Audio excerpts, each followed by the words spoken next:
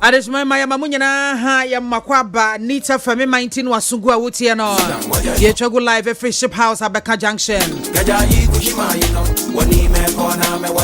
afe wo ko Facebook na YouTube nso so ye chogu live wo ho ewie mo so for MAAME BIAMAH AKWAFO na me ne mo ede ahia ye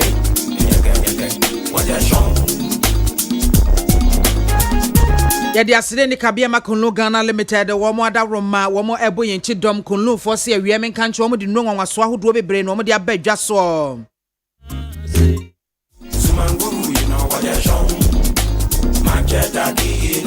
enro no mufa kase no akọ ema ye mema no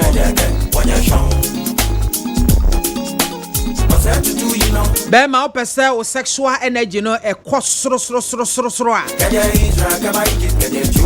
na opese o se woni oba hia na echere bebre a na usisimu no kotodwom eye den a na fenso opese o fight stress any fatigue eno na nche opese o boost immune system no so pa na pesa wo increase wo libido so a sebe ye beboa ama wo mpaso agodie no aye akono na aye kama na aye kra behwe bema wo ho na pesa wo hutimi esori gina ne nan so pa ma hu se yes wo bema eno de be kire wo mari mayo no a edro ba ko pe na me kanfo ama wo eye Mr. Q Mr. Kiwi aya Kunlu Ghana Limited for one of their Drea Bejaso.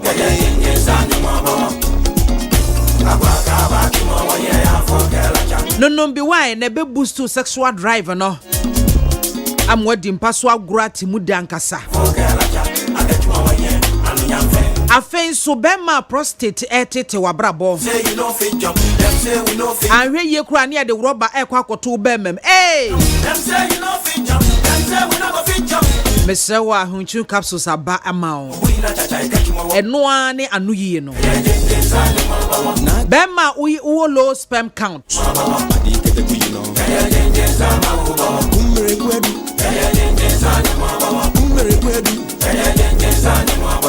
Bema low sperm count wa wasem omobo. Na de ma wo ho ya wre hokura ne se unya we esa obi bedidi agu abodwusem eno bi na timi ye mema binom a wo ne ma betena mfie du nsia duanu achi achire bonsa bibi beba yese gi so kwhwe nkoda no mu hwese anya bia eye wo a wo ba kwhwe na fala nkoda nan no ba kokura ne ho no eye wo dia aja so abema no work rawa Mr. X and Y granules say dro sonko no so konlu for dia badwa so a unya binu no mo ebeboa pa na correct sa anomaly no ema no so mudie ni o araba bazen pills efijikomu yawo efijikomu hawo efijikona emaye eba susu kura ensisi so obere na abaka kra bi anitum wayasi betwa wo saa wudidi anya wode wudidi ketua bi na abofono wayasi timi yawo ya na to ne efie ubefisa Mr. Araba bazen pills abama why Oyoba na se bema a BP edokro wo amawa ya nyofonofonofo da bia wo BP nenam 200 and over via siri you know edro ba kopa ya kunlufo edi aba no so me kanfo de ama wa bedi wakagina mu pa eye ken tablet Say no ya mabobo so baby to no bia wo Ghana ha say pharmacy drug store anase herbal shop. Oko hono mo a obenya bi ato eye kunlufo ensa no. Omodi ane frɛ wo mo e wo 0244139176 0244139176 Afa 0204139176 Ye twa to e 0274139176 As they do one more encoma this way chocolate drink we do here and so share. This way dear a duane ankasa o.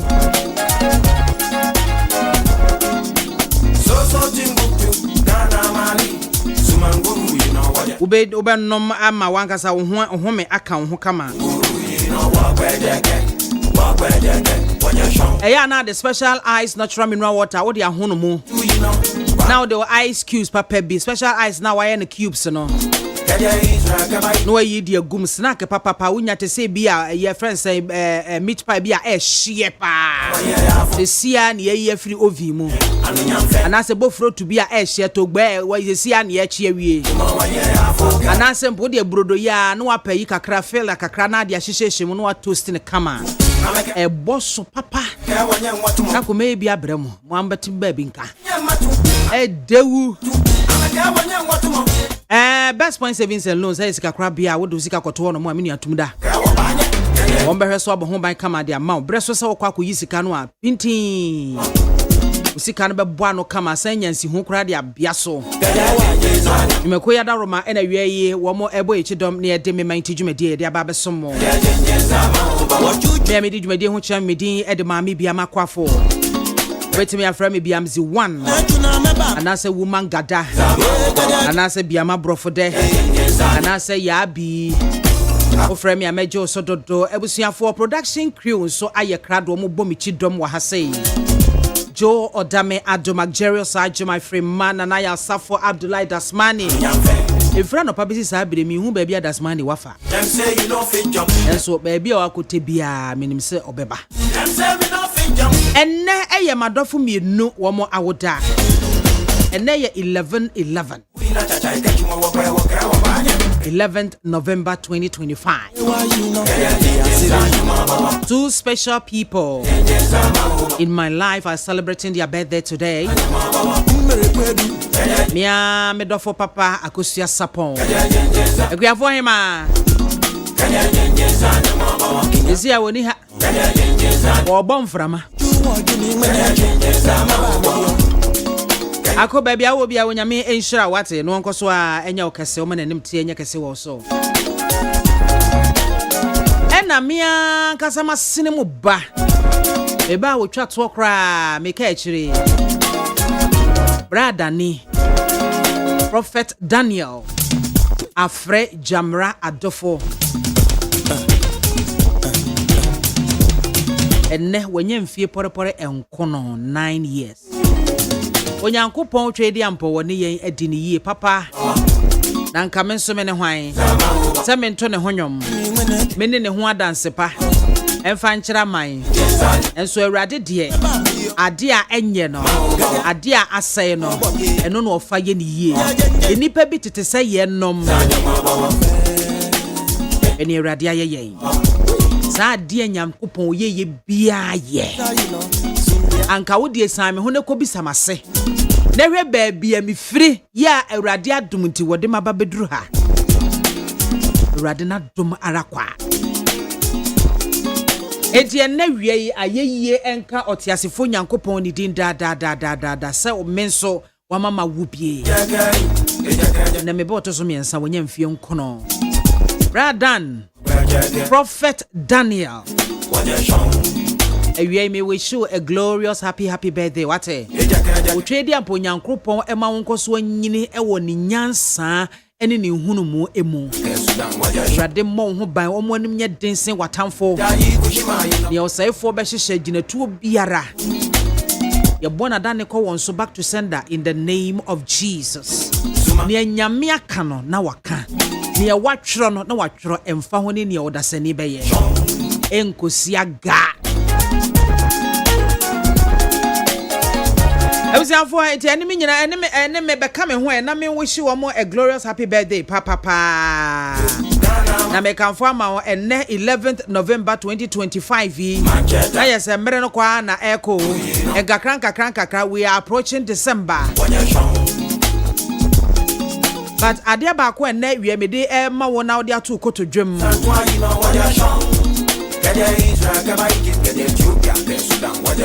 So wo ho na ne yekoso wo abrabom no wonte ase eja wa dwendwen eja wa jadwo twa eja wo kasa tenten a ye meka kyerewa ne se katawani ne gu ahome kokko kase pa ne hwepeje wani hwe otetete nanim ne ka kye so twedi amponyankropo menim se ne yekoso yi eye wo awon hyehye yentia enti kyere me kwan ya memfa so because nothing happens in a vacuum. Bibi nsikwa bibi ebesi bia wona se bibi ebesi bia e woni enti a esie empempene ya na e kyere yenyansa bibi to yen ama a kyere yenyansa da achen but bra ato no mu no ya na e den se obeti ase enti na wie mi hye wonkran se ne wo famu no wo de be ya danse aka ade atu obi fo ade atu obi gidie mu da achen bia eni akiri kura esa so twedi ampon no nia ope na oje ena na kwan nya ya kwan wo betimi ahehye na so se nyame ka se emmemu a you lie by emma so da na wo beti atena se me de ma bre me nya biem nko biem nyankopon se wo ye den wo be ye enye nyame na kwan ne ya kwan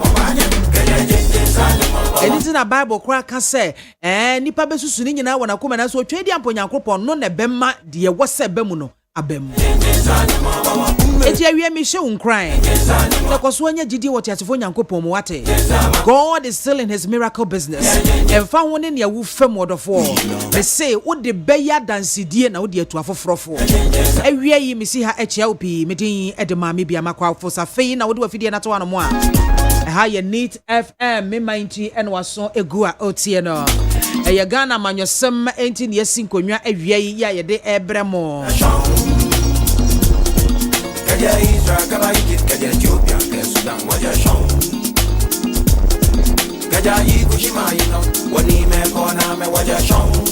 and then some would be and yashesha ye de eba besomo ye de eba na yetimi aboho enkomo na enra acting chief justice wo bomodin a ekopie mu ewo appointed committee of parliament enim what you say enra acting chief justice okopie mu ewo appointed committee of parliament enim Emma wo mkototo na no ne ye course de mu nyina yi monimsem ne minority for atwetan ye wo mo ekotwe ye na kire wo mo esore ye ese wo mu ntimi entonko so ntena se entoto ye acting chief justice na no na a free bra wo mo work out a majority no etena se a wo mo sha se so wo mo etoto opanyin no ano wo ke kan sema hodo pi wo de na ate ye me ba ko a etwa amasuma mete ye efa ata yi de no ho bebre no ke kan ye me de ba ko etwa amasum ye ayi de okafa ata yi no ehon so jeli ata yi those number of years said ye be ya ebedu time ata yi wo be pia free prison wo be ba no na ono wawuko wawuko sometimes ya na nipa ho we papa bia minim no a aja yimbacho mwakwaba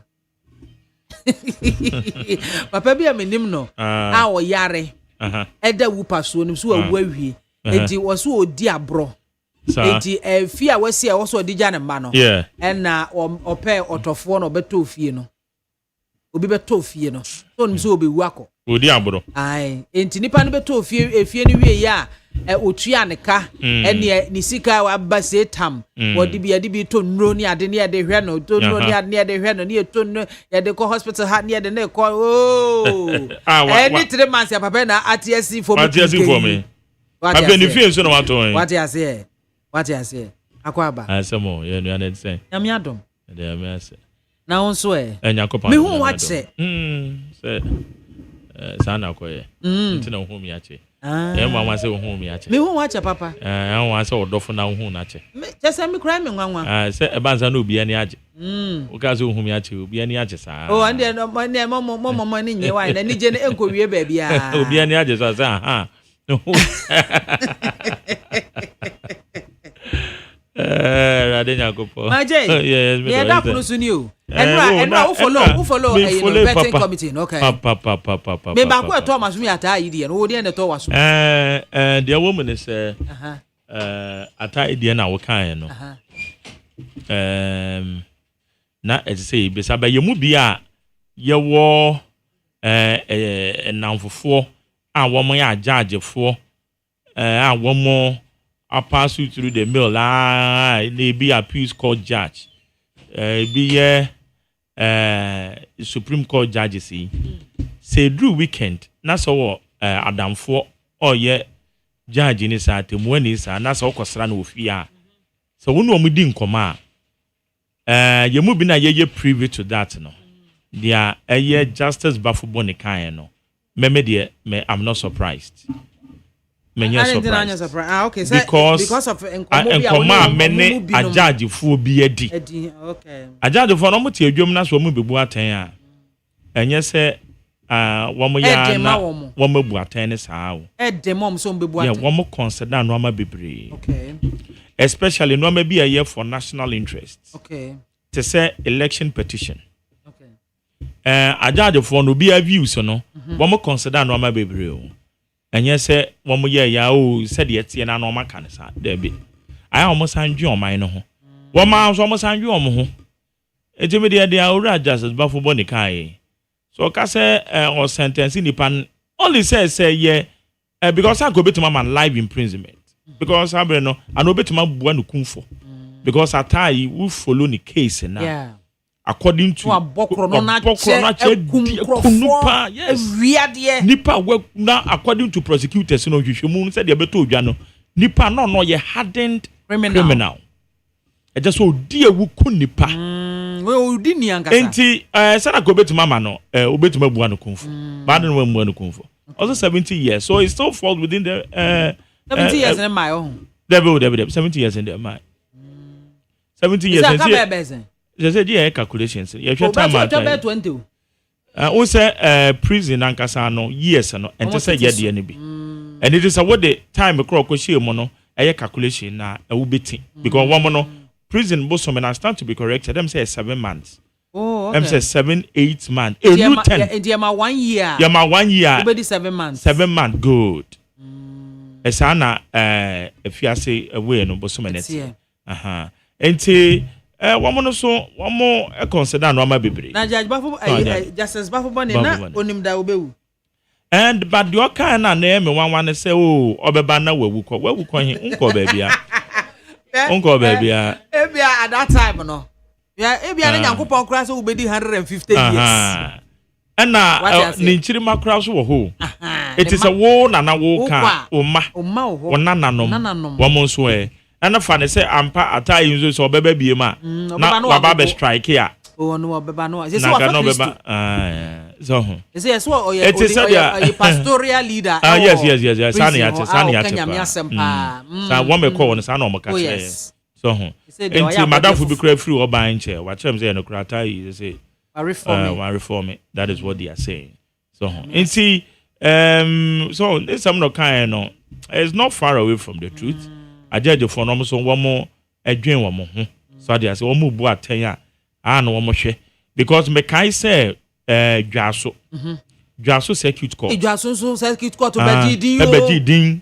because na judge no on e fa ni Jacob boom me kai pa na me hear the stories yeah his lordship FM yeah no boba his lordship Jacob boom jumo di bedi ho no obemo hu say bonne no wadi bonne ne kama na nya we na one day o invite me say me besra no ewo ne residence wo dwaso wo nzo wo kwa say dan dada bi tetete for missionaries for no ombesisi ye no emu ba ko na o mayi ama no no tim dan dada kra wo na wo ho a wo te dan mu ho a o invite me na me nim die nti a o invite me but sa papa no ye aduane bi oye maame no ma ya say aduane me nya bi na ebiem but common zone or the sweet potato and na oye bibi te say as a stew no the beef and nantwi na mankasa and no the yes aduane no and na ono a sweet potato ne kakra and no obeyi gu as a stew ni mo and then also boil and so fry and yes or chill then also boil it. No boil it fry yeah. Are you for caterer for any? Just a no yeah no. Medi. Only me there. Remind me. Okay. Okay. Only 500 Ghana cedis obey be a bro. Na so no crown no pen anka 500 na obey aduane anka 500 pen anka ba be kan wa. Ono nim there say depending on aduane a minimum a year 500 Ghana. The judge free man say man ono me dey be court because that's bafo boni be chief justice. Me dey be court because ohame and I want mama near that day. Oh, I mean, see, some handle woman to woman. Yeah, I know you can do that. Yes. Into there on them then be court. That's it. Hey, see, papa, yeah, be an easy one. Na or who more snake. Oh, my, na or back one be trim. I want to hold. Now you met to was 7 women in the dining hall. Met to honor, me did the other muso or will be a bit famine now. Yeah.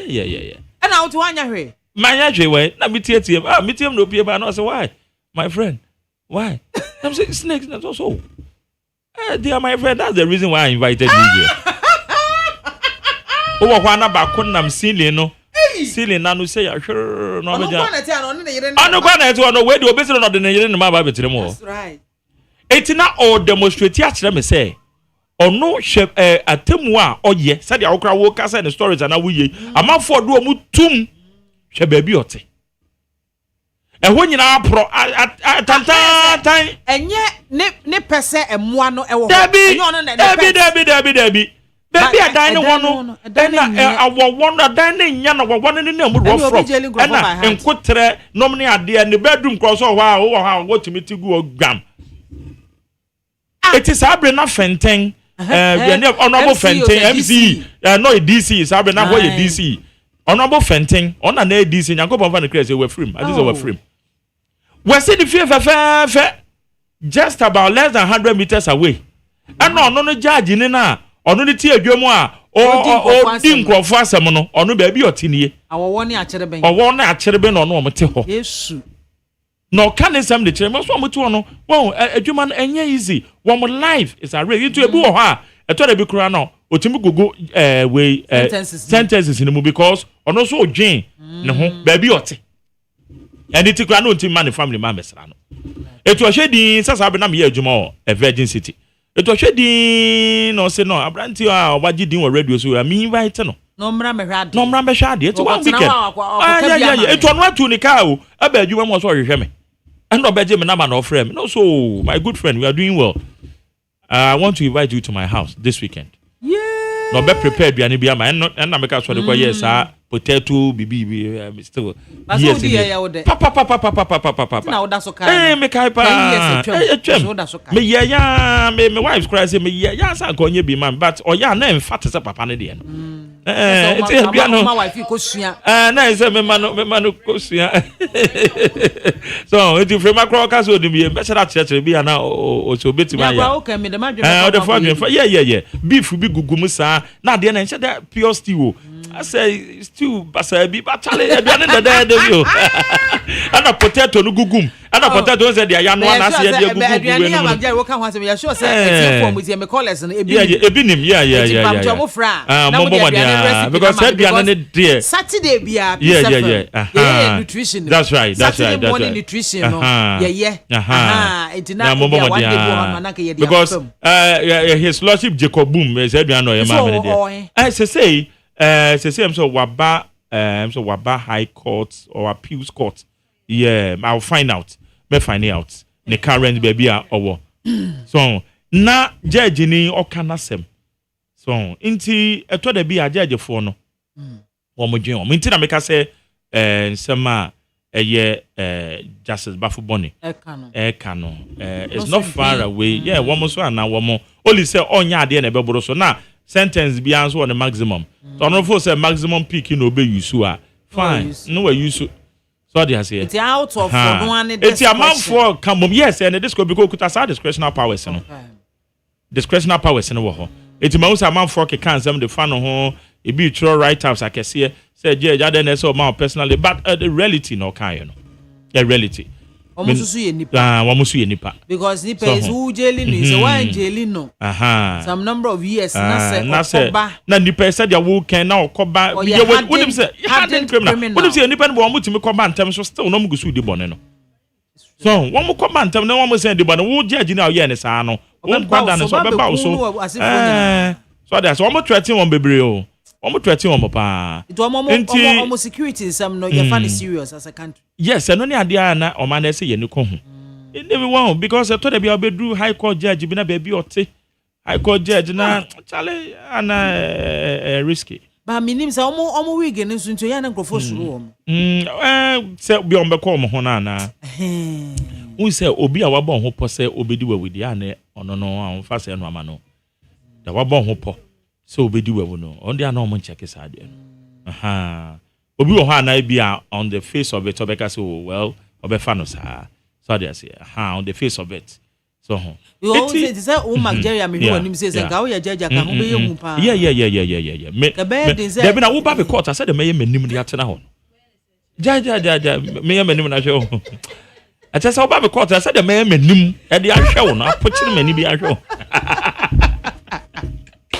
Eti ga ya jaja ga cases be pa na ga ube punishing go for we monato ai monato ngola de and I say e ba se yeso akwa wi abode a metwe se bode no sen no twe saba ku bi na utwa ya na ma pe fine bi di amount next time nko twa bi na ko wi abanche comedy no na akwa kope eduane banche bottle baako bi die na ebia efuo no mu banche no wakɔ mienu no watu no nyina asa fa kia track wa fa kia track aba betwe akɔ na eno no me hu sɛ nipa na wokotu ne banche no sɛ wanyi nkyɛn wo no a wo ya brantie na wakɔ akotu obi a ɔno so anya 50 years and over ade cars abesu ona wasesa banche ne kɔde a bɛhwɛ wani ase pa na wa bɛte Ubetu bebinka pa. Debi bro bottle baako bi ba body sabako.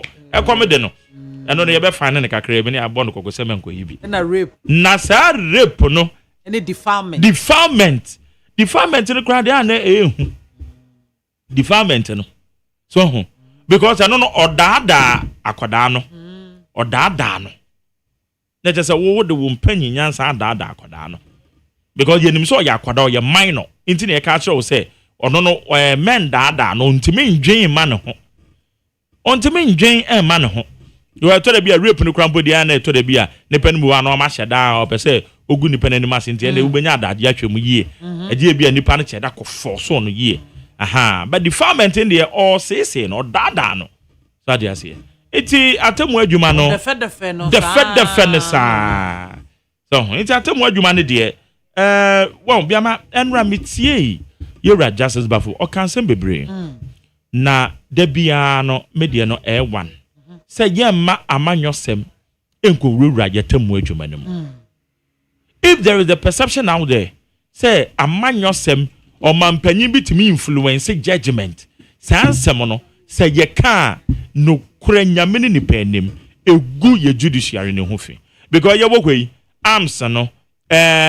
we judiciary pen na mehu said this time no aka wo hwe eye mrahye bedwa amanyo sem na say hopoto executive no de executive no kra de ayekon so ati ase ayekon wo de wo pa MPP fo wo mo stage workout no mo stage ye no onim say representation of the people na say komba be bisa yen na ye to abama o mo say hey awe ye beko justice bafu boniverti no na sana mraneti o so wo ye na she be the fund they don't do it wo my interest no wo political interest in ti no mo dey take a decision must you work out ye no be to abama wo so mo ko mbo ya mane sana wo ya tables no ten at the same thing enti ye hwe ya temu adwuma no e ho ne de se ba se amanyosem ekokwa e be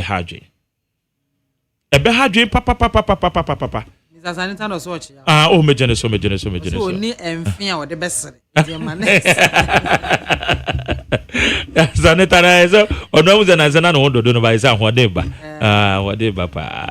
So atemu adwuma nte se ye ma politics no ekọ won ekọ sei no. Eba ne sa pe na ama ejese na oman ne kwa na ekọ ya na eba because ahope na ejidie wo.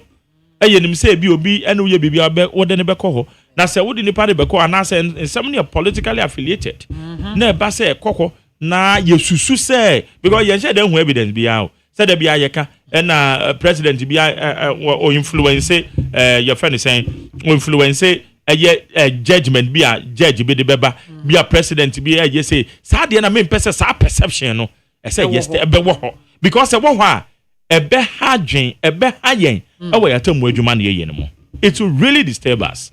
Enti yesre se sa ho no se dia waka ne se ono na enye se bi a political reward bi na dia ma no enye se bi na mo oba be ye adwuma no fairly no onfa sa nsem no kan no onfa enye adwuma onfa enye adwuma so ade se eno no ebetima bo na wo ma ye o ma dwen se o kan se 70 years no na o dwen ne ho ne de emma Ghana fo emma ne nye o mama bebre but and there yade ono no waba abonti aba be kan but I'm telling you judges ni nyina wo mo be pass judgment wo mo sorry prekope say hwere no matro a lot of considerations and wo mo take it hey we said 2 election petitions akoso no meji medi I don't know for a fact but meji medi say both 2012 there 2012 2013 and 2020 2021 there judges no wama wamo eji petition no wamo ka say wamo board petition to gu ya no wamo take a lot of considerations and wamo ju oman no so ho wamo ju oman no ho yes wamo ju oman no ho wamo take a lot of considerations eti no de so kan sa na amanfo bi ya na nya adwen a man nya omo bebre because ye mu bi ndi ye nim se no ma no e wo ho na emum kana ne wo ma abonten ba ma meka eti so far medjuma dis said the waka nsem no de be ye adwuma sa de a ma no atentene ne adwuma no e betima ko ya na afi minority fo nso enra no said the na wo mu debate ye se e be debate wo mu de se wo ya wo mu se nye se just tokono in person na wo mu su se process no e na se ye ho bibi na emum mene se kasa tenten e ko woni nyina me do bisa me enti kra wo se nka wo mo man shade hu fa so bia ba workout man shade hu didn't no work out why would you want say na system na nya accommodate we say antokwa beba why are you assuming ada na say mo say man tokwa na mu say antokwa be because na me bi so no ba you madu say wo questions we nyina wo na man tell say me say questions ona say bia na ekobi say na obi kra mo ntina ona mo bisa na nka ye hu say mo bisa right question na mom ya mana nya no so dey say na mo ntokwa be ba say it me work out in the honestly speaking me who bisa me it wasn't planned what was your plan as o mo ya nti work out in the me who bisa me menye work out in the boycott nyintu muda even though it is part of the process e wo Ghana mrahye be dwafie wo mo de we na ba hon okay it is some me tumufo amuntie be tumufo ha mo se muntie enti wa hwo enti e for mo franche na de ye bibi na aba enti said aye ka no work out and boycott biama menyintu muda because ebra ye to abawie 1993 no 92 elections na ye chemu mienu ye dey count to presidential ye wie na ye beto no ye to parliamentary wie ana no ye to presidential ni wie ye wie na ye beto parliamentary MPP sa bre no led by Professor Adubo ahe wo mo boycott sa elections no me no ma nya adwen da be si ene sa bre na bi swade ba sa de na ka bitirima ba be si ene edi wo mu so nya be si ne edi wo mu nya papa eti na historically no ye tro Ghana abakwasema so we throw from 92 ho na ba na MPP e wo mu se mo boycott parliament mu ne hwe e wo ho ense sada kopim se Yesu beba itimi the boycott and walkout no many ade omo ye no tamendis for opposition the biom be stage boycott no walkout bi ameka setia e yade amemempe ne so I disagreed ebra honorable Seche Mesa Bonsu time on minority leader na John Mahama abasa election petition ye ka asem no court ye ni ministers mo se ma boycott me no ma nya agenda me obi a me boycotts any workouts part of the process when we timi ye e Ghana brashe bejo for me Jerry there me ni obi obey sa de ni bi anya adwen because en rahwe questions anamo Wantimi ante mo bisa ne ma yen se mo kona mo ko bisa ne ma mpa mo so mo beko makwa bu kokoduru am se kwa ne nya accommodative na nhwa na ntokwa asi nhwa na yesi enu ti na se mo stage workout mo ntena se me kura de me aka betena se na fe me bisa ma fire me questions no me fire questions na no bi nkan tell me say question we me disallow ne yen say MPP minority for bisa questions we yo but what kura no betima magana for kura no amanansa so dey as it work out no me stage here there me obi am of the view me work out be enu a obi aye wo parliament ho a me ato asomo ama me da work out be enu obi aye wo parliament ho a me ato asomo ama me because work out in me hu fa so de bi a work out na na de ba boycotts me share dem hu fa so me de me se me hu yo me de me hu boycotts in fa so de bi a de bre yen mo tena se na mo nya adwuma ne fa ma yen ne ti na to abade ma mo no one mobile when I'm you see and about my mom can't say Master Yako Bibi a bellboy quarter and a stage workout. It's a holiday. Imagine no. I was for me that's I was for me bamo 8 months so sign a mohono and ra said yeah and not to so no a course so answers will provide ye and in your keka home and also sign and mohono 0302243540. Hello, good afternoon. Biamah. Yes, Collins Yanko. No. Yanko point sira papa. Me ton kase ya na meni aji. Mike de oni ya na bosso. Nti yanko point sira mo bi enu. Ka che ne se di ane no meni ye pa agushi ni eyi no ani e di ye. Nti emrepe mu no mo makwan ya ye mu bi a yesu enim ne we nye no krepa ni mi ya kasa. Minia ni esi enura no ena Mike kano eyeni boasie papa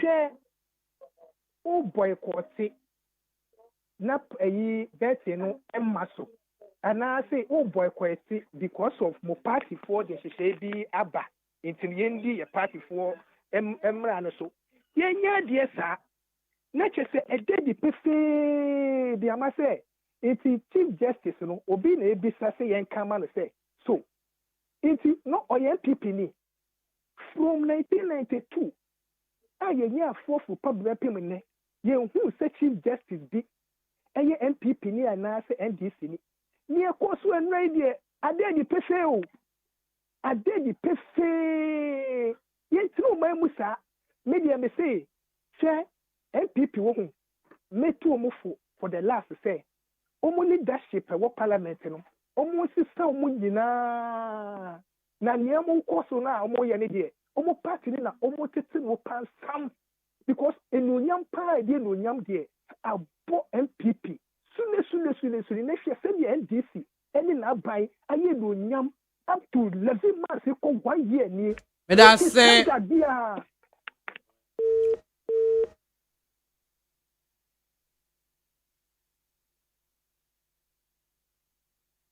Mahai. Mahao. Mami Soja. Yes, abaini ana. Ude. Oh, ne. Enko.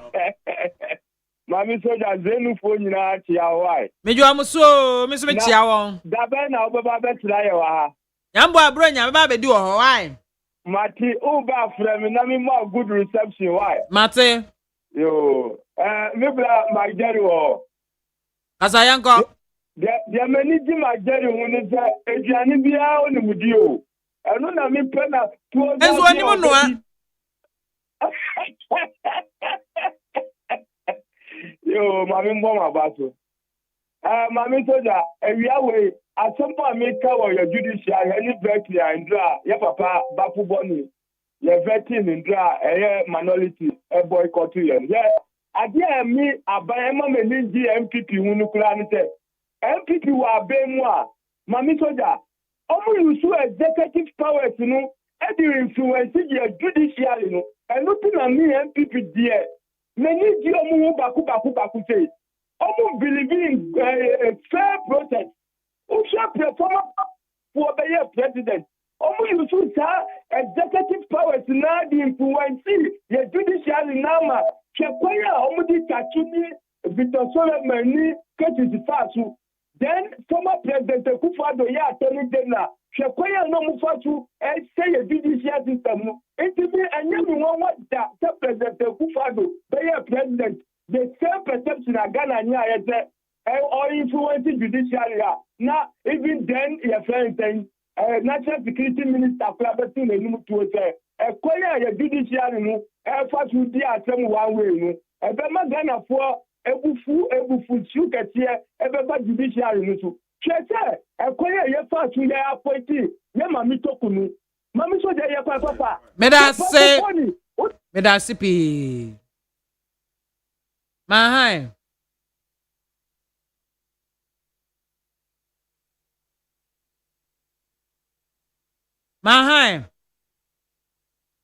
good afternoon.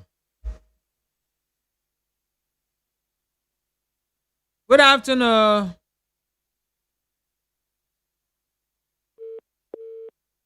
Good afternoon. Oh, right. Hello. Hi. Guys, Dumu radio no. Dumu radio no. Yanko. You wapo mutre. Onyango pangu so hwa me so na nso a wo na oyere nom. Oh, you hu ye papa. Na me gusu gban ma yatafu na bre. Dezi amino ka say mi ni obosomase. Mi won sound me bi anodon pre etu tuo nu, sound me bi ni tu tuo nu. Ho na mi gina. Ma mi tie yankupon. Yankupon tie mi tie nu na mi chia Ghana man panyini eye ni unyamfo ho fedua. John Mani Mahama Gonja this year, Michiano. Majeri ho akazi Michiano. Many gin ubana, Messa da Chibia Papa way. On me program manager our PCFM. Obwe Juma Papa no pay any Jew on Fan Juma and Dieguri Tamu Sid and Fan Dieguri. Timajeri the Chibia Obinya. Ozije kese power this party menu mami share yes e onu an e bia me ka me say wotiti eduabo ni mo yefu dia botwene ma wo sa ana wo na sere wan ku na da ne o chanfo be kawo wojije su aso a da ne cho ama wo sia ye papa ku fu ya do ni pigifo bia wo mu bia no ana aso ma ne abewie se amuaku ni edu adan ti na me ka sa say it you may nothing and never would to me you will be a d bra you honey parquet desimono ebro say you now what to me tell to me so hey nedi and look our fan parliament in a deal nothing ne ubanase nema be ko yi na se yi ma me to kono se nedi na MPP force wo mun to me premu na mo work out wa ka MPP for no parliament the same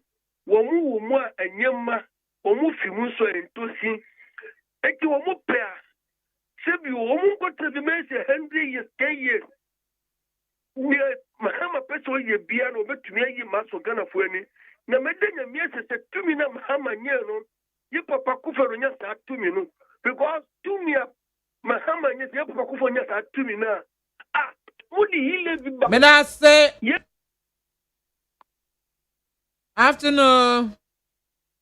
Good afternoon, Mami Biama. Me ba cho abedani. Oh, Mami. Na die. We only have my friends. Radi apafa ho. Ntoro. Afra. Bibi abakọ de. Nyame adom. Mami, ewie hunam ti seni. Adomara kwa. Nyame sia. Pacho Mageli, misike bu no o mam efrema 5 pennies cedis. Avanko di pizza. Na unso ma 500 no fanko. Last day I kan wan fa mama we ka ho 1000. Mark man yesa o yesa unko heaven. Misro mo mu bindi. Mami Biama de wabre. Odo na kuma de wachi. Na wo ankata wachi Mami Biama sachi isema. me very no say nya biare e konto fi nkrowa mwana mo yimo melwa mami ewie nya mi shira onto nkwandem frema odame ofada kabre o producer munyina nya mi shira m kwesi kwame despite so mami papa no wakasa ba also demra no be ye adwuma ma de wo kana nya kwesa no ko ye de yehu sa ne ma we bebre penifo no kotana ho a ombe kasa ba den of the day ne de adwuma no show mo so mo ntumi nge tie sero mo ko mo mfa niama megu fom no ma ne 20 afi MPP for omo ye nguase aban papa msi MPP for this time no mind to say sabi odwen on the rubber ache ni ti o vi said na atemu ba on say si omo hu di omo nyom hu. This is the time on ko some transit na mo be some relevant question, tangible questions. And man nipa no oba no say musa so no madwuru mu da ho se dem ko to papa so ye no mo han ye na tu omo fo MPP4 nti party o mampani ko fo di jam ni ya no mo ya mo nyama tro kan sa no ana obi di ma fa ba bi ana ya ho ko ko di amamadi nti mo nyama asi o efiti muri leadership 2016 na ye kakra 2020 ba muri leadership na prokon bibi am be ye bia no ati se mukọ na ati se mo ye de mo papa mo be mo mistake bebre afi na mo tan be ko na se bi this is the time MPP for omo transit me de me to aba mo da but me transit se dia me floating boat akrampa do mo ye no na se me to aba mo that's it. Good afternoon. Memoaha. Achodini baby afrefi. Mese memoaha o. Yajo ni apanyi. Mese afternoon no jaika. Matio. Na on te say. Onyankopo adomara kwa meti asepa na onso Onye okese. Amen. Mese unkura nhesem na mama bi tie o. Amen. Ano awie obi a waboto hwe senia na Joseph on free Misrima otumi koye prime minister. Senia na Esther oye hoho a nyame ma ne tumi kodi hima. David emra Samuel odifu Samuel call ne papa ho no. Na ne papa kura wura free no. Enso onyame adom David na be ye ohinkese pa wo wiase ojidin inti obia waboto onyame si ye mujato ada ye na yem no nimi yen me babu masem na me de tetere ye naka nkrofo afu ne ye do ne dru da bi na metemeka mu na me danyame ase timrantie ne mabaawa na ya na omo pre abrabo ho no etu omfo se onyame se omo ye mujato ana onimo ini aba me come asem so abrante o kasa chat we na ka me pena asem ama but nansen wa start say obana obewia na otake MPP for ade MPC no wo na de wo ho nti NDC for mbokoto ayida na me nua mark oka se tama na NDC wo opposition na omo work out no mpe eye wo na de wo ho enu nti na duru abato so aye punish won ni awoye no yempa eduru ha ni yetua soka nti mo de munja wo na mesre papa ya wo mu appointee ni se asem o kan fa ata yi hu no se ye me a kamenka ko so bi badwin se sa mu suro ntini ya mu di ni patum enso minim se o consider ata yi na ko betumi ama no life imprisonment nti asem ne de na nka ni se o kan na no bi kan omo ka se ma omo mfa asendie no nye politics omo na ye tim no ye bibi asay na nsia president mama wanko gina ba bi anka se omo so ebe park NDC judges oba judges ahin no de akọ Supreme Court ne High Court nti omo na ye tim no de politics na say na mini aba abiyama mu station ye station penifo tie enoma bi kosua etu a abo man mu no ya dream be ye say ye de obi antumi mfetu o maye so enna mewra ho anope ya ohim bia wo mo aboni 42 times etuo ba ko pe sa 42 na say me area come to 22 wo hwe nkwala mfiamfia bia ekuta tuo de be robo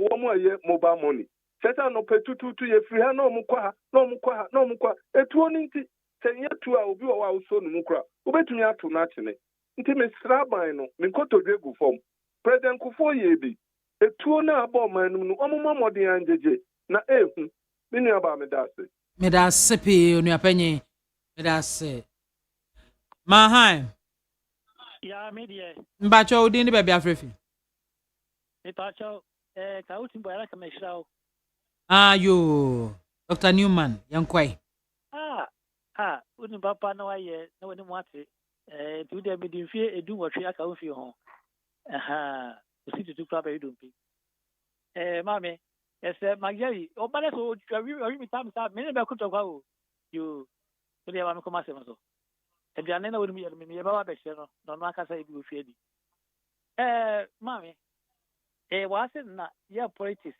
inti campaign time ye besesa we besa we to mo appoint obi si ano o me ehefo omo ja ya na so ja bi usu obi wo ba bi etu ba besesa no wo di wadru bu o se wono wo ha o we ye pipi ni ti wa mesesa no ti wono appoint si se pa tem se wono so ye debe ni we si pipi ni ana wo ye PNCDC ni NDC na so kwa appoint no etu no so ba be ma NDC ana so ba ma obangana mo me aka no kura jeli banjeli o kan bi se boycott ni workout no aya oni o munya adwene o se come seek permission from constituencies no wo mo talk about wo mo no ansa na o might take that decision no abi hor mo a enya hor na o kwakwaji seek permission obi hor ma na hor na fit hor ma na nesi no so mo take that decision afi no samba abaji enipa dream say ansa na wakwa take decision no o mo say o mo ma o mo kwai e ma o mo kasa but there are questions o mo busa no o mo ma kwa ma o mo busa questions no it don't work here day. That's the main reason I would be work out here, and that's why they walk out. And then we are with you know, say, yeah, your answer by a can share, say, jacket. And I no much in the conference away in the Yankee. We were parliament so many years. But minority, it's you would be decision. Would be the right also where parliament go. It's the BS and they watch and just as some corner war a go parliament woman. Maybe I don't want my way to the task and who said, oh, yeah. Yes, and I say, and I say, no one can say this is not to come on. Now, I said the whole could do there, could do there. When no one had crowd, yeah, many also means me on yard. And this is for non cast point to call for better now. Who pay present your campaign? You bet Pamu F one more. They say, I was a lecture point to be a 1 point number show. One is 1 point on the show. Division no say no. Women can call me that say, good afternoon. Asuma sini. Hello. Asuma sini ana. Mami jama wa foto from Bajo. Urobon yankwai. Urobon live from Kandaman Accra, Ghana.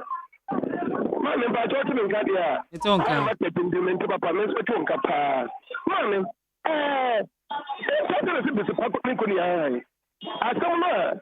Minority for sorry free so no mame me pa chawo atam no mame tukonu o de court na wa court e pa chawo zenga beti ma yimanu aka me pa atam ho court pa chawo me pa chawo ye dinu parliament atam ho court se judge be ka se bi atukonu asem edem ana wa edem no mum yen kan ye na mu do ni pa be jira wo se yen to so ba ento ho court out wa na mi sio papa minority for no ni wotika anga mecho mu bi mi bi afie mi ko man ko school Ghana constitution no pa chaw ata wo court a ye ka no parliament na aje court ho esi ni gira ya ansa na minority ai parliament bit ba kan bibi na ta wo court yan ka court a tenu ye ko ya yan pa no parliament mi bi da ento wo ko atwa awaya die papa ya mi sram en Ghana ya pasam sram tam Ghana ya pasam president mama ya ba ka be judge no be yi judge ni na afro so de no di aba o kan pray no be na ka sina no endo aba no de ni di aba ena wa ne mo mi aba mra ya ni enya ndi di man ya di bo my Ghana ya di constitution no ya di bo my no constitution president atawo court wa ya kan no parliament and this I don't work. Now come here no ko yin aba parliament da ka. Amu ko atwa mi bi o papa. Me cha bu acha jako. Me da se pe. Ma hai. Bachon poma. Mahai. Yani omri aba. Impomi ade. Nyame adum sister. Udi ni baby afrefi yanko. Para ba se be pantai village. Hey, mana ba u voice yetimi deceive me o. Hey. Yanko eh. Be ndende nyame di achemi ya. That's right. Mame, yesi abwa no onka wa. Ya on finishing kilo. Ati ase ade a finish ya kilo. Ana wogina ho. O ba ka o. Sade papa yi atini akasem efa ayi ata yi die. Ka papa no ba betna ho aye NDC. Mena me ka kilo. Nye ebe kwa ti NDC biara. Oba be yefi ho, oba be damedan no sade o ye ata yi no. O judge wrongly abra sade o any kwenso ba for. Adentina mo condemn a minority force. Esan say we first time ana. We na first time. No mo ka say na ye ni chief justice. Mame, but some say chief justice and na your friend minister of defense. Dey hina hia pa. Ye papa e ka baby how many months in ye? What is about bidi? And na sabi wo wan o kan yo, wo say wo ba, o mo am go nyina ye MPP. For ba you mo firo no do di aba. Say what about the mammy afro? No more man or sister, dear ma, make them who yell papa, more mammy, I, and obey vice president, and man see a yanya. Mammy by it, your bar, your banny, a war sweet, won't count more what that, me say your vice president. One more what that, only a banny, you if you want. No, to say, and my Bama, and Mamma be and a quamamo, any, and then I'm a quamamo. Oba dina market na wete me kwa mama na wacha mo hande Ghana bi eno ne ye okuma na okuma omo no nyina ye wa mo na obi se M54 na omo ni wa mo ni monyam amoni monyam mpo die we ba me hu the rare NDC amu ye what you say say mo ba mo yi obi bia se mutiri ye na mo nya we e majority mo gura bia ti mo ya bibi boni kusa obi abo se mo a mo kwa na mo so na mo ya ma die mo se mo sia mo ni monyam. Menso me da sepe mana bas good afternoon. Biama soja. Alaji 1. Biama police. Alaji 1. Nikura ni biama alhaji gato. Alaji. Alaji na pome. Mpome ye madam pono diane no ana o kancho no. Oh, no anu aduane bia ni wa wonim di won so onim no a. Esu ohia kro wono ebese. Aduane no obobo di no pese a won ya bi mame. Alaji wo de da ne da to obo ase. Sa wo no ya me ex. Why am me sweet ex? Why am me sweet ex? Tesi akura me na malam susu mbe obebo mpa se mbe nya waji na wasa be wale. Oh, ani Alaji Apaska. Intimini na mame. Alaji Apaska. Enya ye. Go. Yo, Biama, in the first place, maybe so. Na atayi, che emra ye chinwa, o demunu, na senye nemewa. Achepa. Na satam no na mo nyan di na semana. O ma di na sema reda dada. Na sesia 70 years ni nyama no so ani ekofiri. Sir, at that time no mu jeli no 70 years. Enti oba appointed committee of parliament enra no. And members of parliament ni bi ebisa no ho asem. Na o chechire mu ni ebia obisa no say dey no mo hwe ho o mo pass some judgments ni ade. Na okeka ansem. Onu new justice no. Onna na ye judge no a wotena ata yi asem no so. Yes ni din this Justice Bafo Boni. Justice Bafo Boni. Wow, ya parliamentarians no dia omo ye no nanka omo be ye.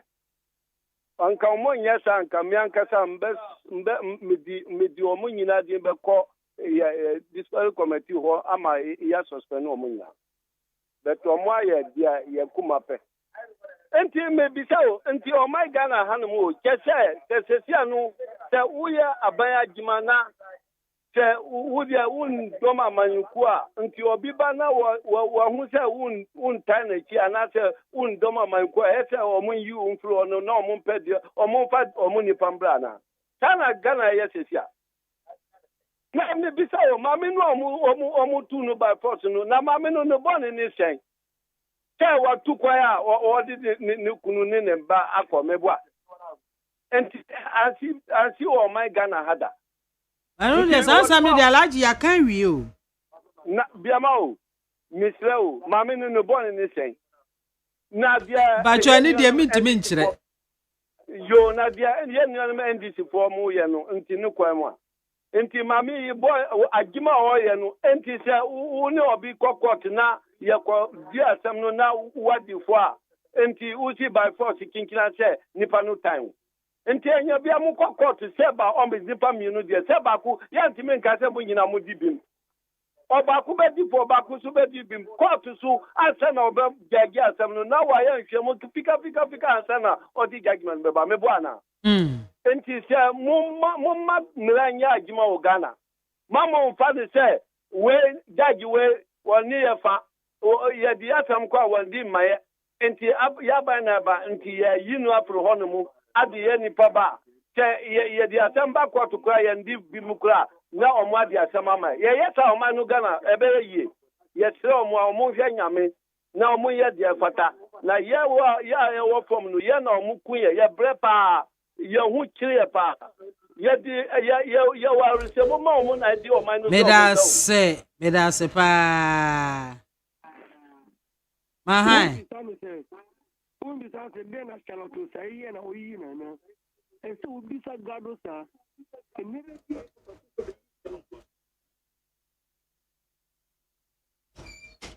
Hello, good afternoon. Afternoon, Mami Biamah, good afternoon. Yami adro me pacho udini baby afrefi. Yima Medina ne. Yo, ko yima itio.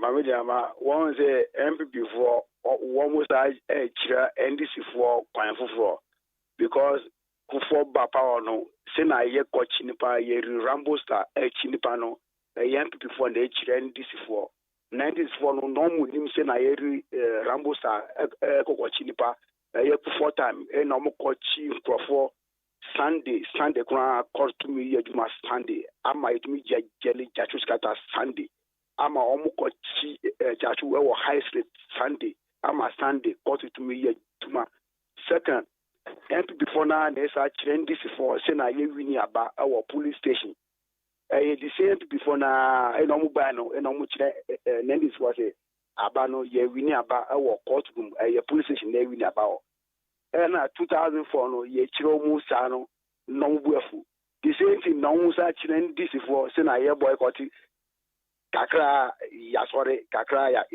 ya boycott mi de na ye mi ngo 1992 kra and before now and boycott the whole law na ye show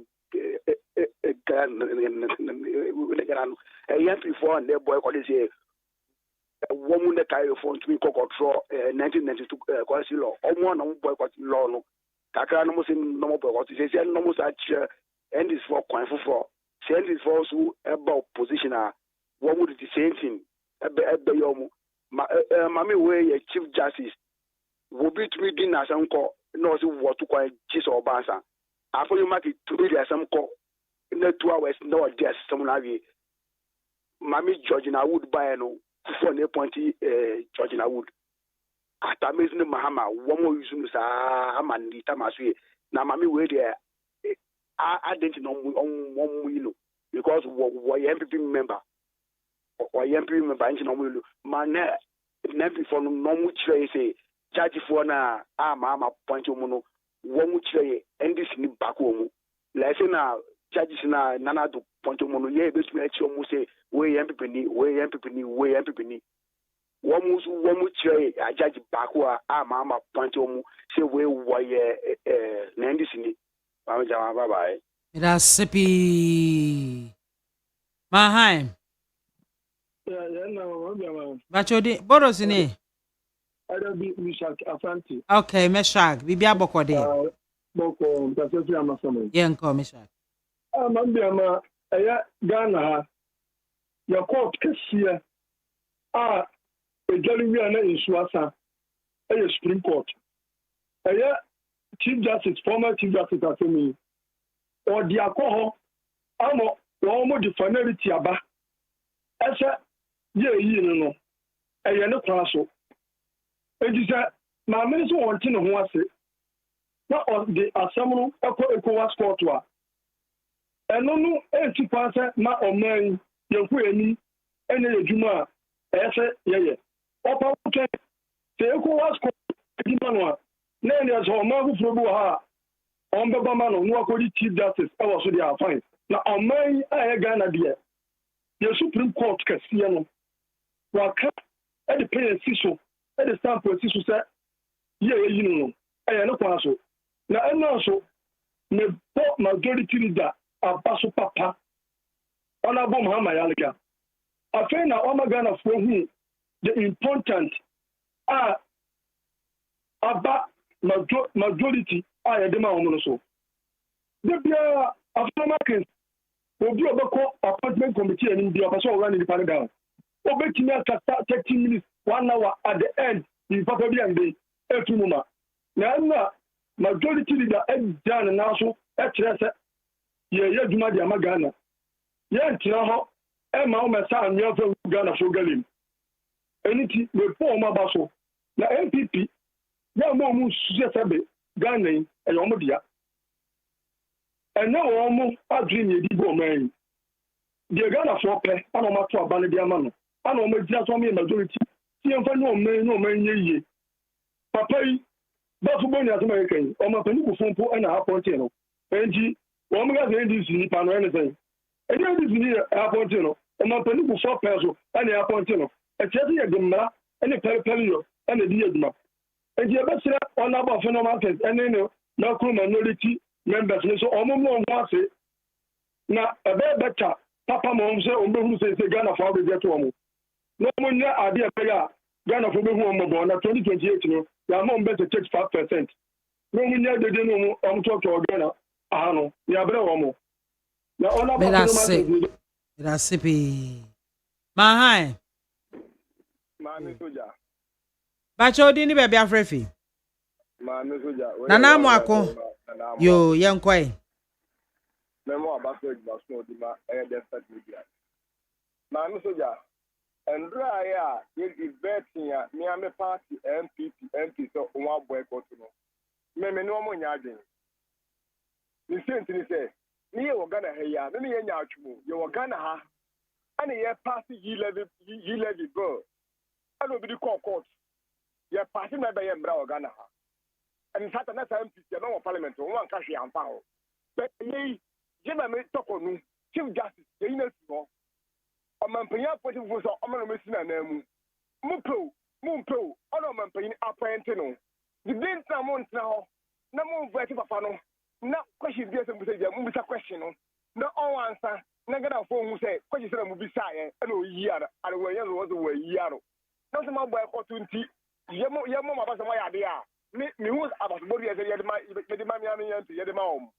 Because me and so many ba ku say ebre abawu say MPs akọbẹn kurom ẹyẹ brẹ ọmọ kasa fún ọmọ ẹgbẹ ahọ anaasẹ ọmọ kọjú car loan ẹna onye ẹkọbẹn kurom MPs náà parliament no obi ẹyẹ the political party wọn jọ ọmọ obi ẹyẹ ọdún the political party ho ọmọ nyi ọman ní kankọ ho because chief justice no ọ̀nà bẹ àtẹ̀mẹ́fọ́ nyina pẹ́ni ẹ̀dẹ̀ sẹ́ ká mo tẹ́lá họ ní mo bí sẹ́ the questions ní o yí questions nánu ní o sẹ́ àpẹ́ ìjọba bàbá yẹn no. Or the penny in the baby fast because as a Ghanaian dear, also being at an training, so I'm paying the mama and half point to know, still for the half point to know. About the mom, your usual service, and I'm at an area, Juma. And there's some emphasis trial, and the Bocano won't go to the day. The no one has been a chance of count because maybe I have an opinion and Mentias. I have been one now because some of them go on my name. Ya so mama mo ko gina political party and parliament your man e tetere ye political party o man e ko ye me nyina e se be se me nyina enti ba ba so ne ma dia nko ya ye bi no mo say ye e dikan fure ba no mo ye ne ma ye e ma ne ma ase ya o me no wa ni ye enti e be from ta boycott de o mu twam no mo nsa parliament o enye adwuma o man e nko nkan e ne be bo man Ghana akọ anim enye boycott Meda se pi Mahan. So, MAAME BIAMAH. Bacho di ni baabi afrefi. Bacho me di di ofaki me kasa fi new prime station. Adama itio. Yo, MAAME mo abaso. So juma pa wo ye. E dia bo my god. MAAME mo minority leader. after your marking. I mean, NDC problem of mono years. Mine the Kawa. I mean, one of them who said the parliament, a Juma city.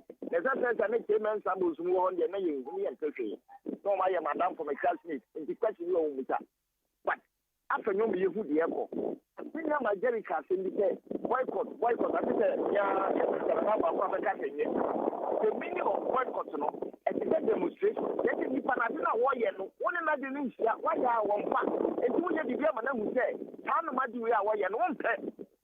It's a before, it's a demonstration, it's a boycott, one, he said, will be ya, a woman in your I have taboo.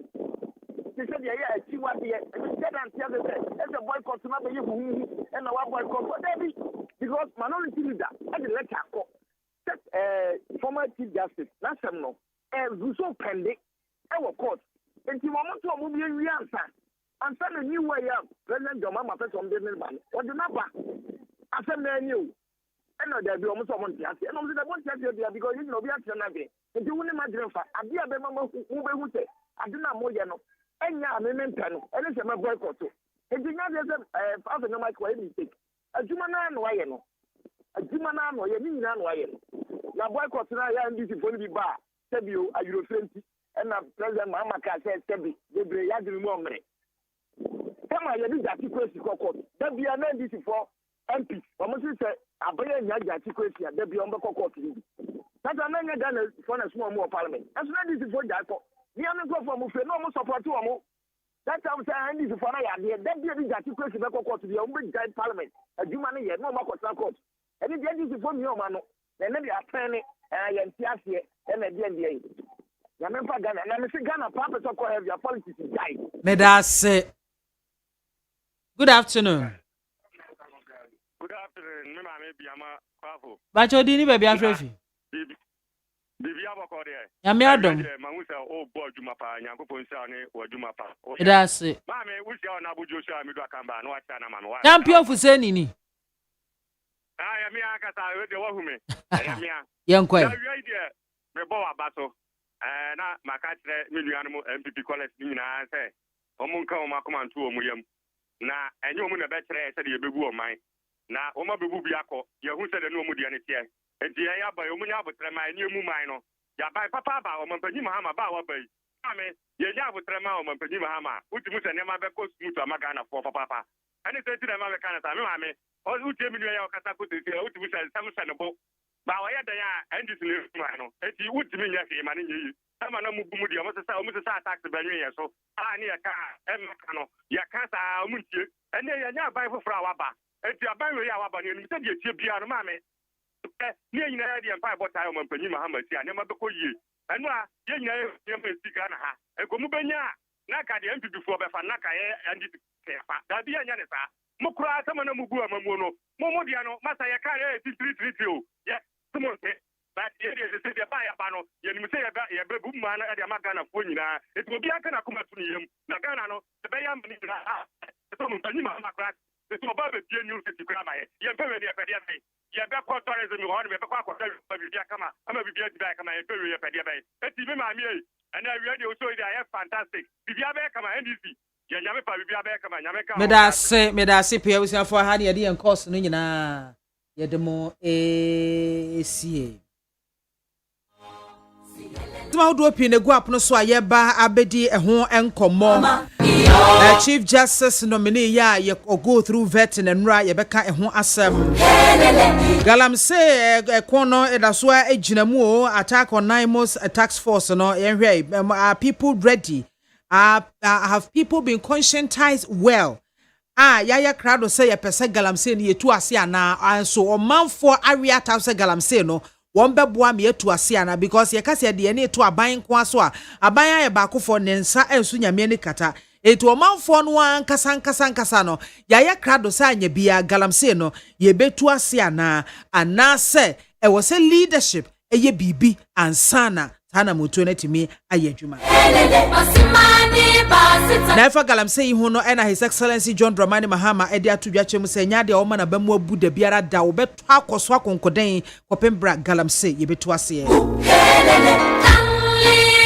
Eyenyina nimsam esa the NPP the New Patriotic Party amayoko no wamu guso den flag bearer race no ejina mu den campaign koso ene ade enipa num ena sese wo mo epre wan ena ebe win flag bearership no yesese ne awieye ena yebehunu chale agro ene fo wamu guso ebo apro edi ebebo akọ na ho nso ne ekoso no yetimi edididi eho enkomo ene empanyufo amene wo mo ebesi akonwa na yabo enkomo eye Ibrahim Kamaldeen of the NPP and Roger TD Wells of the NDC nyamiadom Ibrahim ababeka mensa ewa ha no se abeka me ho ha ye ne nyina ekabom na ye de discussions yetimi ashase e de Abraham Kamal MAAME BIAMAH akwaba mejeso bibi abokode boko na wo se nyamiadom eso me hu ye pa metia papa dum no nti ini dia wan fa amasama broni anka wa enya ma o amasama broni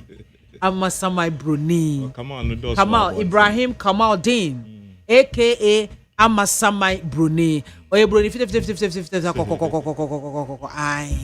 ai na amasama wo amasama na any constituency ai do ka amasama broni akoda kono makora ennim no memo akwa babiem mejeso Enhwe yen start every nra vetting ekoso ewo appointed committee of parliament na ensema hodo bebre ho no mo a Justice Bafo Boni okeka yen starting from even minority to majority sa banta na no ekoso ho ansana wo mo work out ama adwuma no ahyase ewo majority side a wo mo kwana etena so na wo share questions and answers Yadema papa ni nyano a wode eba ye any ade. General impression, your take. First and foremost, me constituents, any MPP for now, any wa share for ni what if for now. Says the streamline. Yeah. Wa share for ni ati for now. Na near SC and Nura. We the minority leader meeting is so. Sorry, he really proved the point, Nora. Say the fact say NDC one numbers in parliament, on penny ma yento see around. And obia why literature bia when you kind Shakespeare Macbeth. You understand quotation na speak minority leader at the start here. In fact, so kind Macbeth, you be a kind Macbeth.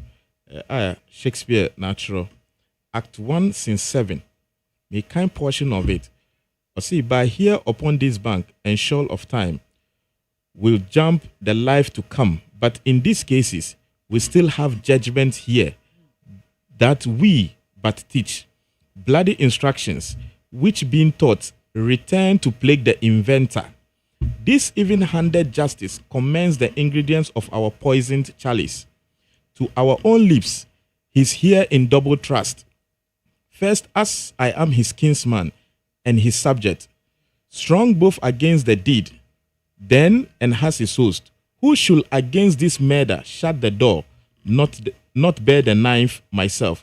Besides this, Duncan, faculty's royal powers, had borne his faculty so meek, had been clear his great office, blameless in carrying out the duties of his great position as king, so clear in his great office that his virtues will plead like angels.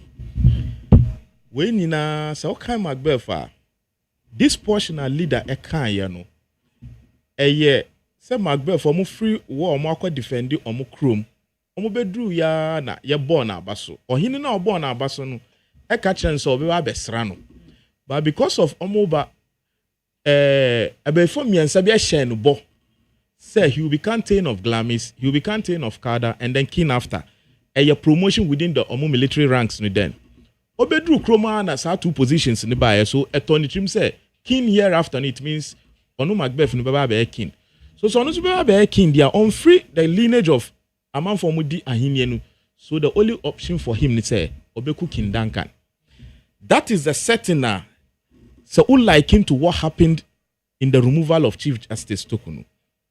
because adiano as a ya cooking in opposition and say yeba so kwan bia so ayebefa eyi woman no e was say yemfa to the extent say enipa na ye vetting as chief justice no kra no oka some of the reasons into ye petition woman no yet he didn't speak for the woman because some of the rulings are ye take ya obc ohonti and as chief justice talk on no any na kasa we bia one pen no or a part of that decision and the law states say you cannot accuse one judge in a decision when you not take it collectively.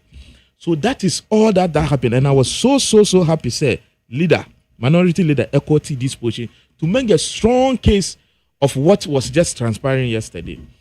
Now then they see the minority anchor say you be boycott it. But from the word go introduction every I am a minority leader when say on starting kasa. Majority leader see on man when say on kasa. In fact, oka one way too no, he has to object. And definitely any panel was so on flow no making a submission. So also what bibia na wa joti, then you come and counter or you also raise your objection to the wakan. But must say as any panel kasa 1 2 bia na wa interject into share nra. Be 1 hour or so. Now it was just back and forth. I think yesterday, I think one of your callers, Cracker, the majority leader just wanted to prove a point. Say all these one NDC members, now catching are very weak, and he is because so far only the majority. You ensure them whom any way be our push you through, other than kind of in a way flip flopping. Even when it comes to the LGBTQ, okay, we are not President MAAME AKWAFO. So that was what led to the issue. Why are you saying that the majority leader is weak? Oh, but he is. We have a strong minority in the person or in the leadership of your friends, Afeno Markets. That is clear for everybody to see. It was yesterday that he wanted to prove a point because on one him say, "Nyomu ye Chief Justice Tokununo. If he doesn't frustrate the process, that's a process no be smoothly. It will expose a lot of things." So I was not me misread at the point say. Majority leader say minority end so they are asking the questions on their behalf. Parliamentary proceedings say any sign. But one thing so I was saying Putin is right and he said walkout and a boycott a part of parliamentary proceedings. So any bibia obi bet me abeka say MPP and it omo boomerabi to any length. No. So ukaipa yabe approve your friend is saying national health insurance. The NDC walked out. They walked out of it. Now walking out on issues or parliament as a well, I say it is part of parliamentary proceedings. Say if you listen emboya, then I was saying okay to stop it. But as long as a part of Omo right to do it, NDC, MPP, you may disagree. Maybe Anami T. McJerry say, "Oh no, he's been against it." So that is Onu's stance. But as long as say tumra bian, because anka tumra anka ene obibet me esiwi say the minority should be punished or should be suspended or to any. As long as we'll just take it as such. Because sometimes I don't think I'm demonstration need workout need those boycotts in a part so that any person be register ni displeasure and any protest about BBA AC. That is why workers can go on demonstration and as citizens omunya happy with certain things omuko demonstration to raise awareness. Boycott way ebe raise awareness am obi a wentimi ahwe proceedings enura no obekọ akọhwe say okay then AC ye ohon na enipa no be hu nukran na nkasa say oh okay na NDC majority episode omunye no because their mind is one. Chief Justice Numupo ni vet to Nubeko through. Initially the what's the name minority even decided say no reason tia ye pese ye vetting mumma yan hold it because cases were court and ye nyina ye nim say asem were court untimi nka ho asempo ene ye ti hey say asem were court me be ka ho asem a umpene because met me cause contempt of court. What I say because the outcome should only be decided by the judge now Otna assembly. That is why you deny betina as panelists na ye kasa no musi there be assembly or court yenja.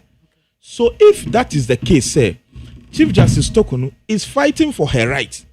Ye de mo yine free her, but maybe for posterity's sake no, or person claim ni di nonja because mostly the strong thing about law is a precedent. Who person unja be been to us so that future generation will come and base on it. And a lot of rulings on court cases are who lawyers now they read cases are adia way esiwaha and even in Ghana esiwa high court. This was how the high court ruled on it. Some time ago Supreme Court Mamu release so that obetri judges now dream about say same way and this was how it was handled. And you now can inform me the decision of a judge to take a decision. Based on idea watching now dream about so not because okay. Say see were US and now Nigeria, and this was how they handled it there. The misu, let me base on it and see how it's in consonance with Ghanaian laws, so that let me take a decision.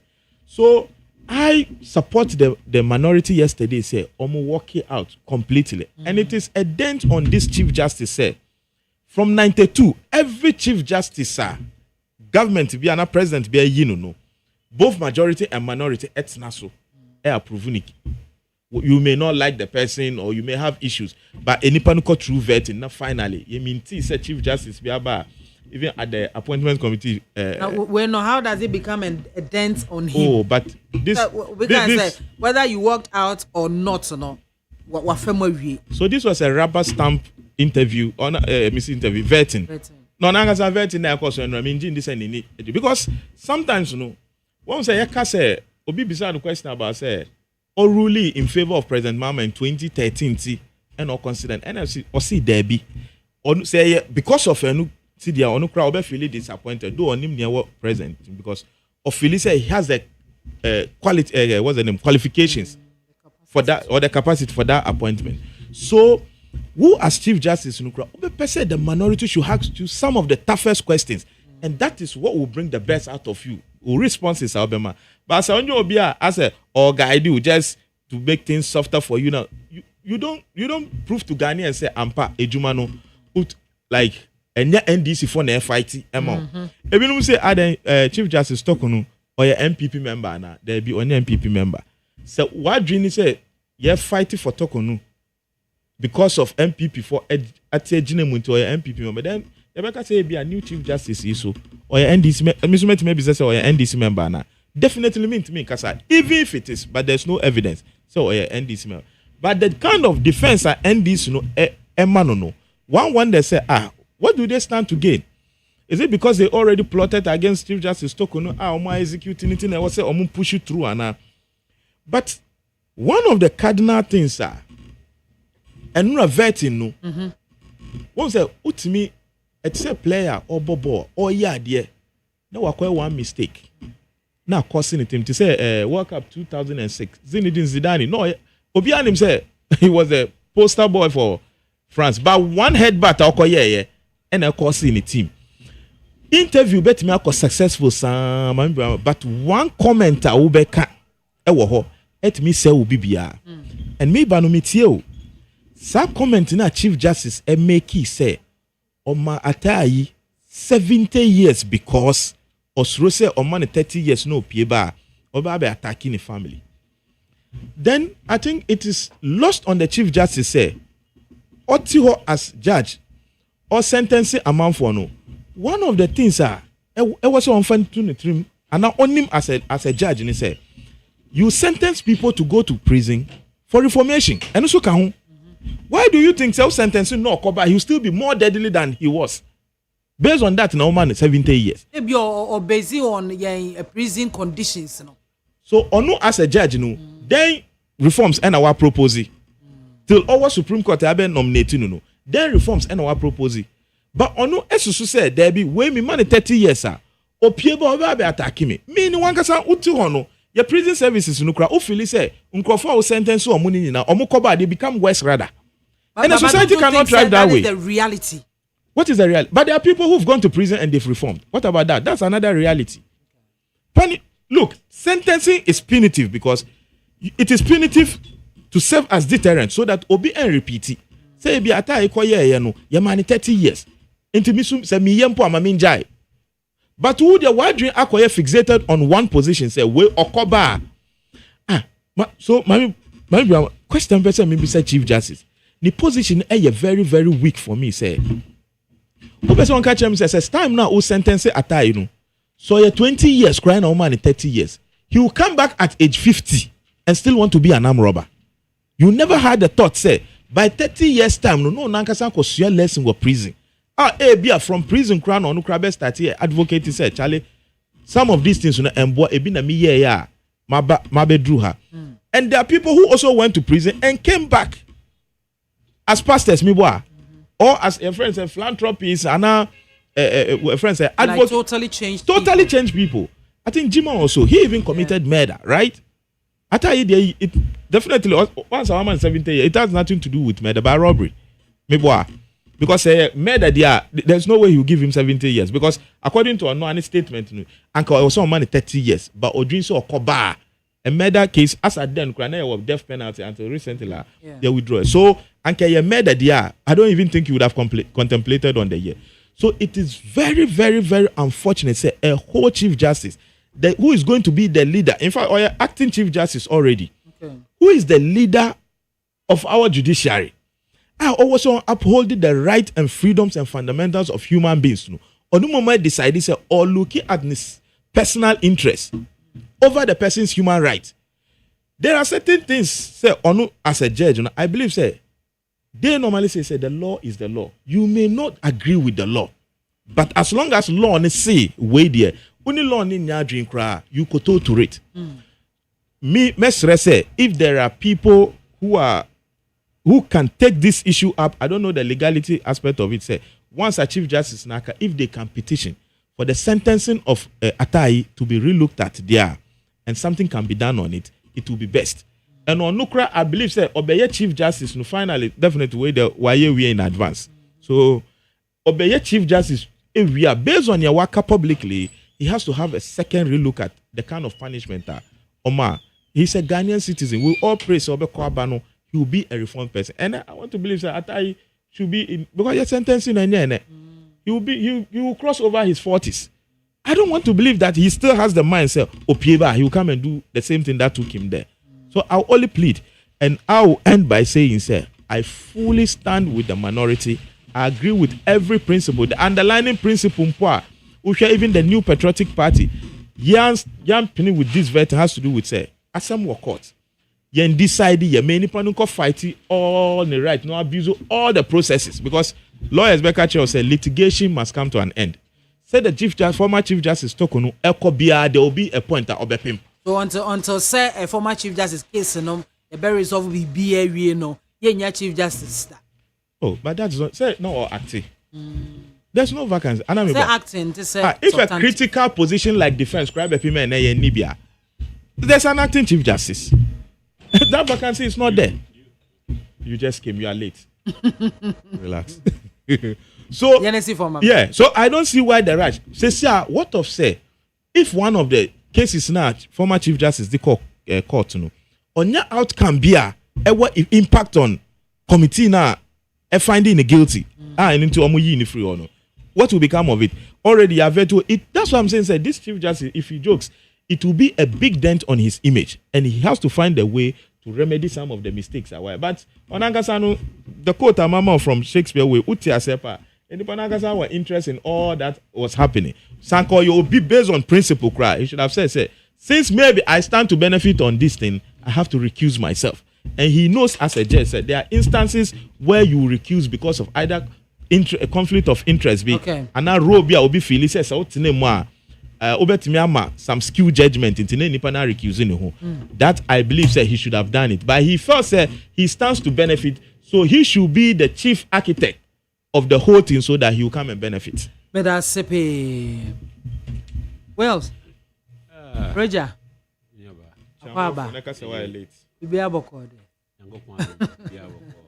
Kasa bebre kasa sa wakasa odu wanwansi nti mame kwana me so me nka bi tam so pe dia kasa nda wa bantem no enepe that's it.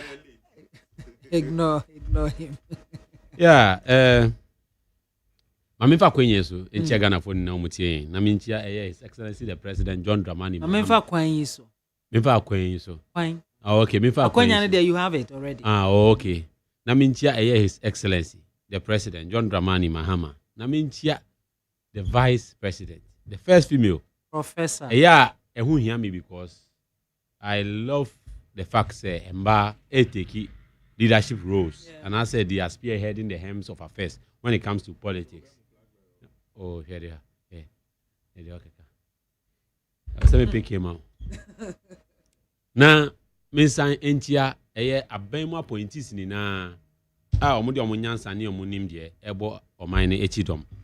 Ni bakroda omano o coordinating ni na Honorable Julius Zebra, Chief of Staff. I think say he's doing a very good job. Inti mame congratulating on that note. Na minchia mi papa nom the Ahoy brothers. Na special one enkoma kwesi Ahoy. Ghana power ne son koda Serbia no. Na Miss Entia the man oye nightmare and a headache ema MPP amanyo kono. General Mosquito. Didi ankasade Honorable Johnson Asedu Ingetia. Maybe obiano michiano na mechia party mu mpenifoni na I mean the rank and file of the NDC ne Ghana phone na before I make a comment kra ma misa so embo majority leader abaso endra wa man ye hu say na praise bia na me history teacher Ota eka or say the silenceness of a lion does not oblimate its wildness. Any baby okoshan fi by. But they are not all patching na and say sebo anajata. Emuba ko me sebo anase jata. Oye kom jata. Eye kom anase waye din a na nkyere say onyenam. Na mpanyimfo nso ka say opam ohunfu a. Aha. Webube no. Opam ohunfu a oto ne bema enti no Honorable Ayariga wa mai ni agi ye pa mishia ngofu okro omo se bona basumai because Ghana for ina ama yehu say they like what he did na mensanso emphasis akwenye so na menka kire afinyo market say the fact say yamanu kwan say onye dede no eno ne nkire say oye PA system mechanics assessing was a public address system and na we bia be fa bia he see aye common ama the oton kokwedru kra yuzubi e market the oton dwiba dro o yuzubi e market say see ekwaye vetting na who opportunity say obema open nota and yet time for press conference. Oh, press conference. It's more than a press conference. And now we no kra no kind no former CJ tokonu na echiroma no. How are you know? Oh, na brofo no ya tie line no. Sambo audio na tie lines no. Na tie speech tokonu ama. The rhythm. The rhythm no. Na make I just say from my perspective and my point of view. My analysis no. Ohwe the construction. Won say uti sentence bia uti bi ka say asimesi na eta use this kind of words, this kind of grammar. Brofo de yenchro brofo say obi nipa ba ko pe na use this style of brofo. Won say sa tama yesu ana yeni kakra ye teams no na ye wo Ghana actor we your friend say me we finidin one grammarian otumi use brofo akese eka bebre we finidin papa ni unya ti sentence bi a onim say fi papa ni ho waja say uwa hifa obi kape unim say ni bakono we borrow from papa ni and as papa ni na achurama no enti no listening to Afenyo Markins no me who said this one it was a script from Gertrude Tukonu na I'm certain. Wow. Yeah, so be am I certain. Otin I say no they now canon are you certain? Are you certain? Answer me. I answered you. Are you certain? Me mama me analysis and I make a sure say based on my observation me tie sound no ne lyrics now are composing in his own yina we say ye bit shame now who say Afenyo Markin was speaking out of grief and bitterness bitter minority. Now the American say there is no problem vetting the CJ appointed CJ or nominated CJ. In the sense, Constitution angasa Emma say you cannot petition a nomination. ECOWAS courts former CJ Gertrude Togo no akono ECOWAS court nimbra so nchin Ghana mbra override Ghana's constitution say onim sa ECOWAS court bia ni wo since owura politics mu ana say woni fiye ona oba Ghana ha say we say obi edi na asem oman bi asem we ECOWAS court na ECOWAS court na override oman no ni decision. This is a sovereign country. It's a sovereign country. And share processes are omuko ansana omuyi former CJC in Kenya. No clause in the constitution was breached. Now MPP for instance, Afeoma case, you are a lawyer. If you think something is wrong, what do? You go to court. If you feel that something is wronger, and now nomination is by and I'll feel say wronger, go to court. Because there is no clause in the constitution. I can't say Oman Penny say because a former CJ ECOWAS court into Oman Penny omutminye nomination. If there is anything, I stand to be corrected and educated. I'm giving MPP the opportunity. Come and educate me on that. Constitutionally, outline a provision or a clause. A say asem ewo a quarter. President no ent me enyene and nominate and as a vetting ent me enkoso. They don't have any constitutional locus or granting. Now, I hear me as if him say even this person in question more MPP for because a former CJ, a women organizer, who they fasten down, who consider as running mate. Kachani say, in fact, she doesn't need to go to ECOWAS to launch her political career. She has already announced her presence in the country. She should go ahead and go and back the running mate. One running mate. OMP before, CJ, former CJ running mate. And someone that they are working kind of. Fat two baby. I'm telling you. Me drawn to baby. What is the basis of near? Baby, we now. Baby, say yenam na yetiti, yenam na yetiti, yenam and I yetiti. Let me tell you, under the MPP, the judiciary belong. Your friend is saying the judiciary, no, it had political godfather. Now godfather, no, etna seat of presidency and on navigating the affairs of the judiciary. Omu problem, no. Afenyomakin became more than a demigod. And now, the threat of going through correct legal procedural processes, Nintino. I'm met now no my day. Maybe I no make press conference by 10. Already, your monoma no my press conference are out now, mom. Oche 222 or bien be manesi. Into your munya being count by the close of the year. No bien 777. And you say, yes, then the minority is doing the work of noise making. Bon. Now, so person announcing former CG or person announcing the presence politically. Enough publicity has been made. No, say why do you mention her? What has she said? Because only they are fighting a battle. This is about minority, almost also a show concern about ABA processes are woman edina a fast or no. In politics, the use of the media space and popularity is so much important. Now, me make a say a settings. Former CJ, yes, settings to be picked as a running mate. Write it somewhere. Oh, yes, settings. Yeah, I'm not entity. Yes, settings. What's that on so? So, him say. I told you so. I told so. Oh, no, now, I didn't tell so. And I make a choice.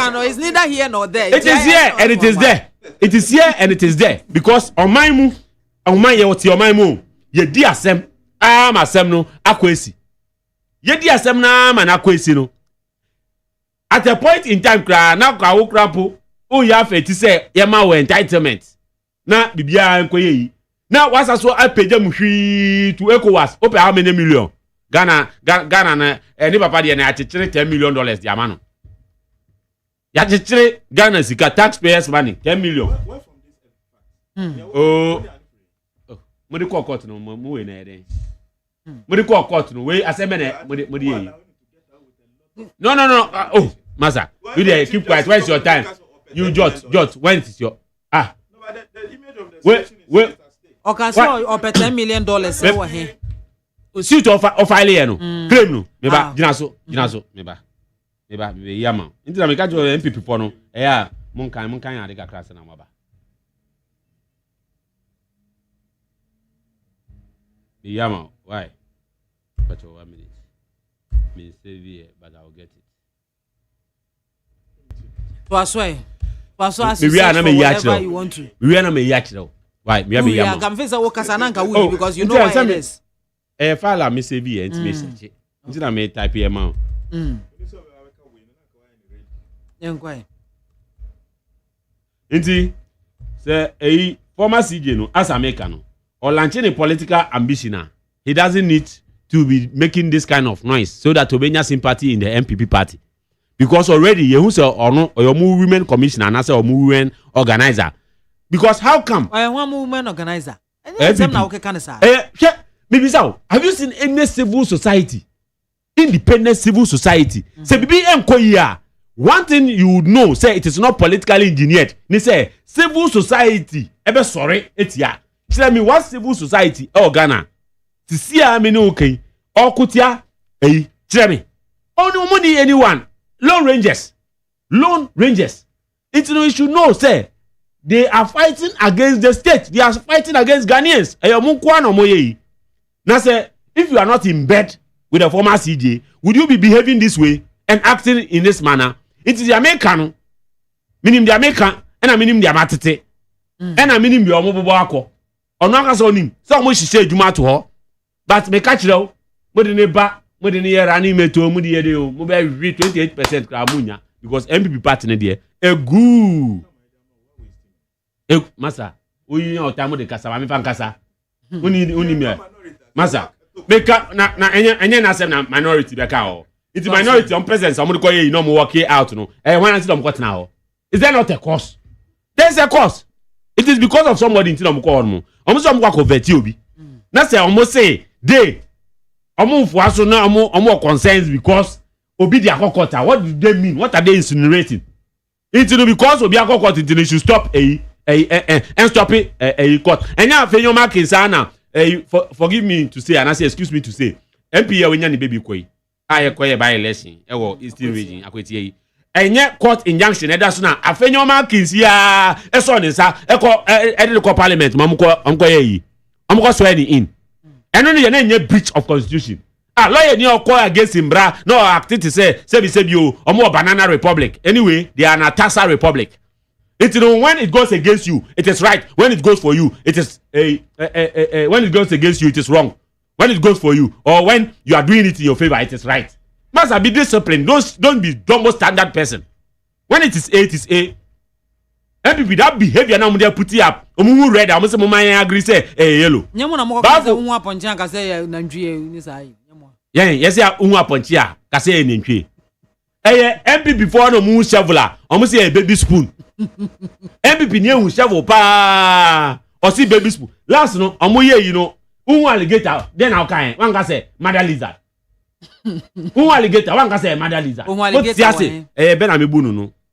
Can you focus? And into no vetting here course we. Obia nim say ebanu someone who is not politically aligned this CJ their nominee Bafu Boni. Oni madu kontia. Me name just watch him. Bafu Boni na Jerry Rollins wife Echo court. All that say Rollins in PFP courtroom. Say obi was say oni Bafu Boni wo beef I was say I just say this before. So be was say only Bafu Boni e wo beefa. Ye be chino chin. Because he has been hard and he has stood firm and he has stood on his grounds. The only problem MP before Akufo-Addo only MP before problem. Omo inherit Akufo-Addo ni enemies. But let me advise you my brother, in politics and in life don't inherit enemies. 2012 election petition no voting now Bafu voting in favor of MPP and no be realistic kakra na say man we or no we taking decision when it is necessary against this person And this same person has taken a decision against NDC before. That should show you, say, the person is a neutral person. That should show you, say, the person does not feel intimidated no matter who is responsible. Aside that, Oye acting na say yano. So what reforms are akoso e judiciary sector. Judges are na e dey omakoto registry. So omo filing near yi. Say MPP for lawyers, charge and bail lawyers nkwa. Omo dey work go baby a omo useless. Kwabe restructure man sisi and those judges now have gone back to the court. So that they can make sure the cases are piling up. Baby na they are dealt with. And you know, MPP4, they don't have a case. Afenyo Markins does not have a case. As a matter of fact, I don't expect them to go back to parliament. The minority. They feel they have the boss. Boycotting parliament for the rest of the 4 years. That one, Rebecca say, we truly see, say MPP, they have the men. If they have the men, and as some more boss led by Afenyo Markins, or boycotting parliament for the rest of the years now, Aka. Thank you. What I say? I say my message I made by money no. Kokakachi almost say, me, the tamer of the elephant, the headache of the MPP. They say, I'm boycotting parliament for the rest of the Mamumba. Because after all, you've proven beyond human reasonable doubt say you are not being useful in the chambers. Hey, and somehow they are not doing. I know bad you. They are not being useful. Yes, what's the impact? See, the lovely people of Ghana experts say no be critical questions that will touch the hearts of Ghanaians, the life. See, they came there to represent a constituency of which people voted to for them to come and sit, and they are supposed to be accountable for the people. And if they are not coming to sit to do the people's job and the people's will, then why are they there? They are not supposed to go there and demonstrate for one individual who is serving his parochial interest. And then Ghana for two Abama almost to Abana representing a chrono munina. But so say working out and so can parliamentary friends say language or actions or whatever. And you know, this current minority, duty and say working out has become a lifestyle. Because virtually on every government business or any decision on parliament, they will have to work out. What is the importance of being there? They shouldn't come at all. They will say, was for 800.9 and I was so egua otieno my Ghana and near Koso and Rabra Chief Justice nominee Justice Bafo Bonnie ne vetting minority working out and all the issues that it took place there, and I said Niema a Koso and Ra a Hong Kong and Checheno. Come on, maybe sir, do you have any? I have my boy. I think say my brother you better program so one I was so acknowledge say any day ye and a HSL will make it points. I'm on for 8 year. So make it points you shouldn't think like say noise making means you are saying something meaningful. 2, I think say so far some of me brother in the comments are very, very insulting. For you to come and sit next say Afenyo Markins Kasa Okaya, it was scripted for him by Justice Tokono. That's an insult. Very demeaning. I cannot even look you in the eye and tell you say so when we come and sit and want to communicate, let us accord respect. Because there are certain things I can't say it about your members of parliament. Me NDC as a party at them. My second time with you this, me be cast some about MPP as if you are talking to some non-entities. That I can guarantee you, sir, on this program, me I'm very civil when it comes to say yeah, Kasa. But if you are going to go on that tangent, yeah, Kasa be on air. So you have to just be watchful. Some of the things are on air. You just come here, be so awesome. Minority walkout. If you have a point you want to make, just make the point. Now, my boy, Onankasa Eka Sem say Now or expect to say minority bet now a critical question. It's an admission say what your MPs did yesterday was not critical enough. And then now we expect it. I just wrote it. So you expect to say a bet na be a critical question. For be a critical question and can hear minority to have been there to ask critical question. So it tells you say you are disappointed with what they did yesterday. But don't worry, the minority has always now be critical questions. Because of the unfair treatment and you're working out. Otherwise, you can trust our friend, you know. So when it comes to critical questions, that this is the one made the MPP accolade. Who ask the critical questions for you? Because more parliament now move on with your numbers. You are not just a rubber stamp. It will take us, the minority, to hold you to account to the good people of Ghana. So that I can assure you. Thank you so much. Some million natural. When we say no demand, $10 million. Yeah. Yeah. ECOWAS court. Yeah. Yes. Or demanding Ghana taxpayers money $10 million. Reason or demanding your thing. I say in the violation of the rights. And what? And okay, I'm reading. I say among the relief she seeks a declaration of violation of rights, immediate reinstatement pending fair constitutional process, and the US $10 million award. Sir. Apart from institutional what? The compensation figure is described for a moral and reputational damage. What did I say? So my reasons here are all seeking. What you said was different from what you are saying now. No. Thank you so much. Me say one kobo kra onya. And it doesn't lie in your hands. No, it doesn't lie. But the law is the law. It doesn't lie in your hands. Let's move on. You're in fight against Galamsey. Stella, we are on it. The other time in Crawford Echo attack 9 months or more a tax force in a hons and sembe 9 months so egusua one more chin Crawford Galamsey any ade. Near me bisa ewo hon and same. We me deba the name Roger, one of me de bauso. Near me be say Ghana for one casano. Ya conscientizing in such a way, say, ye pegalam say, ye perceive to us and as ye perceive, ye jai illegal mine and nas ye bear mine and na, ye yen correctly. Ya shada and my yacht sandiana say, Anna. That's it. Concerning illegal mining, ni galam say, ekosi. Me matina if you so, particular if you matina so aka, debia say.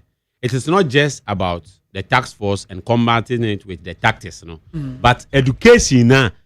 Oh, as a training education, the minimum trade you.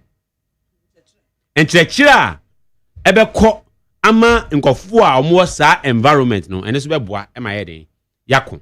Na eba no say question say either say ye pese jai mining no kra and I say ye mo jai galamsey no ma ye responsible mining.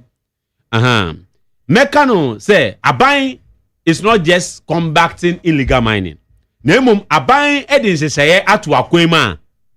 Omo kire inti watia omo cooperative mining na omo kire responsible mining.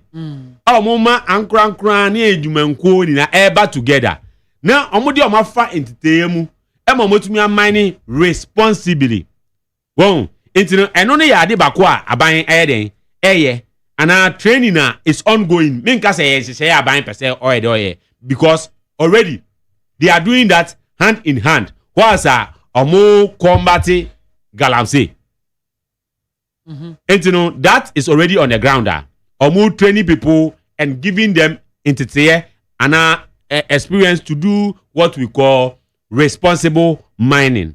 And you know what I would expect, and I said, yeah, me eka say.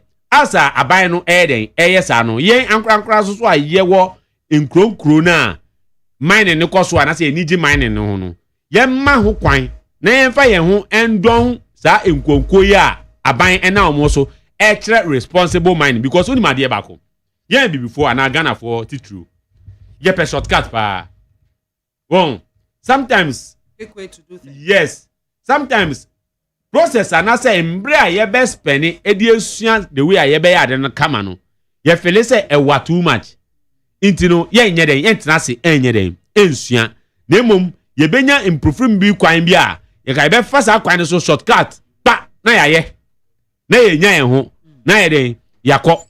That is the behavior edi yenya. Na se aban edi sa akọyin aba se yen besua responsible mining na e wo se ye nyina ye embrace na ye jitum na ye boa because sa anamọ no so be boa ema oman no etumi akọ atia galamsey enye aban kwa na ekọ atia galamsey o eye oman muni na because eka wa akame eka mesoso a account de bia me ka se ebia eye obi se oti akra eno omoman ni gold no ewo obuase anase takurade ana takwa entino effect ni ba emba ne so ye kan wozo Sunday bia na wo choba base bia akrante na ope green ebunebunu otwenam ena wowe ena wa oni me bibifoi weekends enumude yenya akọ kakra bi na twafa kọ na ho na enwuremu nami ye reno left right center back. My brother, advise yourself, oh, mercury. It is high time, say, Yenny na as or mine, no, ye be bo a buying a chidom. Because many one a bino. Na ye put an end to the illegal mining, illegal actor affecting your water bodies, no. Obviously, we're too borehole if you're to a safe. It is never true. Because it's you know, the eba borehole, and namsa lines in the geography for better. Say lines be the horn mo ntino bitumi tubo ho nsuo bi amba obetumi to ni deep no be to kitwe bi na nsuo ba because line efa ho if it's our streams we are na ebeba ba efie ya numbo ho yi etimi sre ka say yes there is an education that is going on, there is a training aban already man koso omu training and putting people together so omunya responsible mining. It is a more krobi so na mo mmebunu no omo si galamsey na no pese omo ye ana go de juma e no pese omo ya impenifo e wo man no betumi aboa sa mmebunu na no penifo e wo kro no mu no kro no mu no e betumi aboa mmebunu na no na omo behu lands and natural resource for no na omo amasa ekuo na training gofo no to do the responsible mining no abeden abeye training enrori ana erobi omo on so that ometumi aye mining na ehote na wote say otumfuo during the award na ekoso okumase no eka say ye papa no mo ye nana no mo eye mining ba wote say obi sense yo debi ye papa no mo etu go da obi ansa nsuo da because na omo ye ade na omo wo abadaye no omo wotsema ema etirimba omo dwen daache ho na sisi anu wo a wogina nsuo no mu na wonsa da mercury ni mu no a wo soro no shoko sa no wie fi se mercury ni bi ebe fa wo skin pores no na oyare ni wo kura be ye nyan aye tan se it is high education we ni na ehun ya na oni ma de ba kura ema mere ho mo mitie documentary bi omo se omo ye sa galamsey no kura no gold omunya na ndu 30% of gold omo awashegu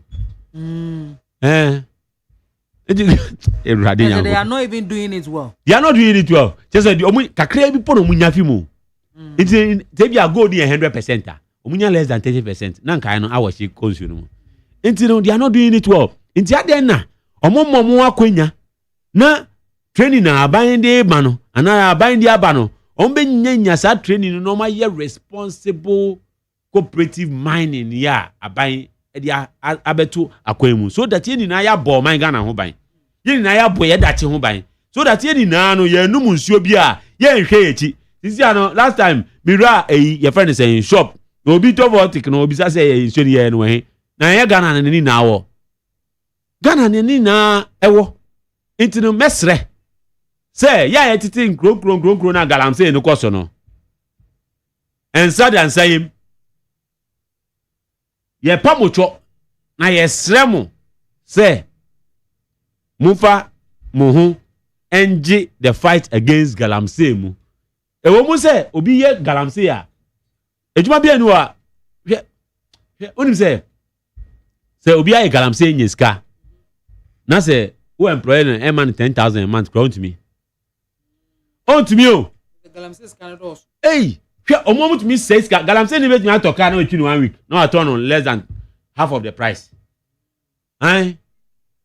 No at all less than half of the price. Into Galamsey fight there, it is something the president is committed in fighting. What's our reiterate here? Now, my main can be enfa NIMOS activities no. Only one of the successful team who is working to combat illegal mining NIMOS. Omo na meme from no retreat, no surrender.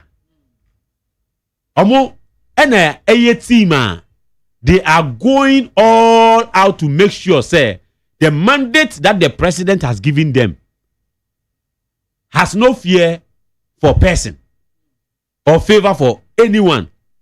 Because incident ACR or mutumi still arresting of without looking at who says order from above, power from where, shows say NIMOS is really working.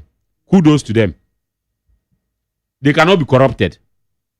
And say human beings by nature at a point in time can be influenced, but they have proven beyond human reasonable doubt that they have the love for the country at heart. And kudos, they should keep up the good work. Now, when him say this Galamsey campaigns, no, Ebimususo, Oma it said drug laws and cartels.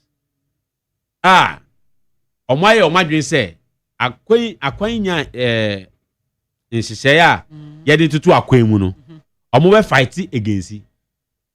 Ma yentumi enye den enye successful.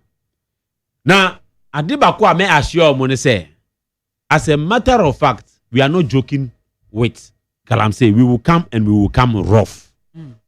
We will come and we will come rough because anybody that tries to undermine and threaten the existence of our life in this country is calling us to come on a rough tangent.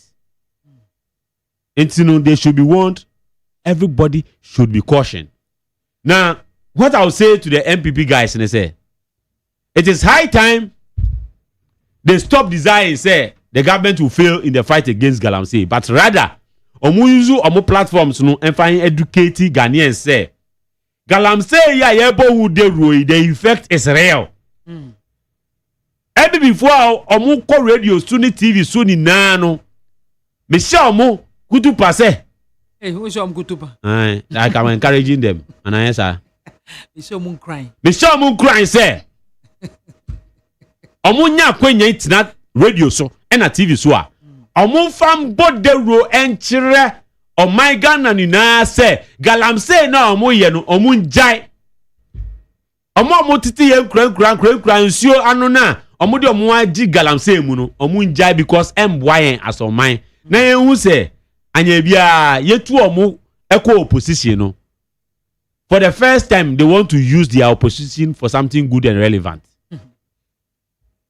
No mufa into a mine for ana omufa mbo yen NDC aban ye chidom na yen fa advice yen educate yen fa nko entia Galamsey rather than coming to politicize it. Na Ghana entumi fa entuma mpa enfura but president ne kan ye otumfo so aka na only one good thing otumfo ni president ma set pace asema mo ka kire ne say yenya platform bia yen kan kire Ghana for say Galamsey is deadly. That's otumfo pa come on. Maybe I believe say Kasana Wakani he's not even moved you one bit. Because now you least expect say under NDC Galamsey will still be topical 11 months down the line. Now Unjindi. You see, President Mama, no one him say Galamsey existed. So it's not something new to President Mama. Afe na wu utiha eka kire amansan say you tackle Galamsey rough. Before we beka sa same way, na President Mama we di kan ka o. This is 2nd October 2024. graphic over 1 year now. No opposition po. This was President Mahama, graphic online. I will wage a ruthless war against Galamsey when I'm elected as president. 11 months down the line, no, 11 months down the line, we see we were fighting rough. He said it in opposition. Said when he's elected, he's going to be ruthless. He's not even proving that, and he can't even prove that. Me, I know. So when it comes to this Galamsey fight, you see, President Mahama, graphic online. I see Mama promises swift action on Galamsey. And part of the quote near regarding illegal mining, Mr. Mama stated that he will address the issue as president, but emphasized that it was currently President Nana Akufo-Addo's responsibility. You are currently the president of Ghana, and it is your responsibility to deal with Galamsey now. After January 7, 2025, when Ghanaians have elected me, I will take responsibility and sort out illegal mining, he said at a rally in Ningo Pram. You are still struggling. You see, there's nothing new you can tell Ghanaians this year. That upet now how you did na. What's it? What's that guy say? Oh, president is going to launch community. You say we have it's ongoing. Master, listen. When we are talking, listen. It's ongoing, right? Nyama mo criticize it, and you are using it as your strong point today. Mo criticize you. Na ye musi enye. Musi Nanado. In fact, mukoye Ghana map kura. Edi Nanado face etuso. So when it comes to Galamsey, oni nebusia for na Galamsey. Nanado ni ho 11 months down the line. Oni nebusia for na that's Galamsey. Then say I was say yen redraw map never friends say Ibrahim Mama, any John Mama, enfant tusu. Because oba any brother etimi akoji concession every different company say okoya mining. When we talk about Galamsey kingpins, the president himself at a point Ekache say or say he said all public officials including politicians will be prohibited from participating in mining activities whether legal or illegal. I'm quoting from graphic online of 2nd October 2024 where he said I will wage a ruthless war against Galamsey when elected. Remember, or say he said all public officials including politicians would be prohibited from participating in mining activities whether legal or illegal. Today your constituency chairmen are mentioned in Galamsey. Your city MPs are mentioned in Galamsey. Your national organizer and your first vice are under investigation for Galamsey. Meanwhile, the president told us he will whether it is legal or illegal, he will prohibit them. It is getting worse under him. Me see, the only new thing now, Mudiaba in Galamsey fight, and he said, and Ebinie say EPA Professor Nana Brown Kluche, the heavily that is TV3 News. Or see, the heavily built men in CID vest were working with illegal miners at the site. These are the new innovations. Amudiaba. Say a month for the CID vest, almost rompo, almost CID vest, Echo Galamsey side, which is something criminal for someone to even do. Today you having state people are more protection.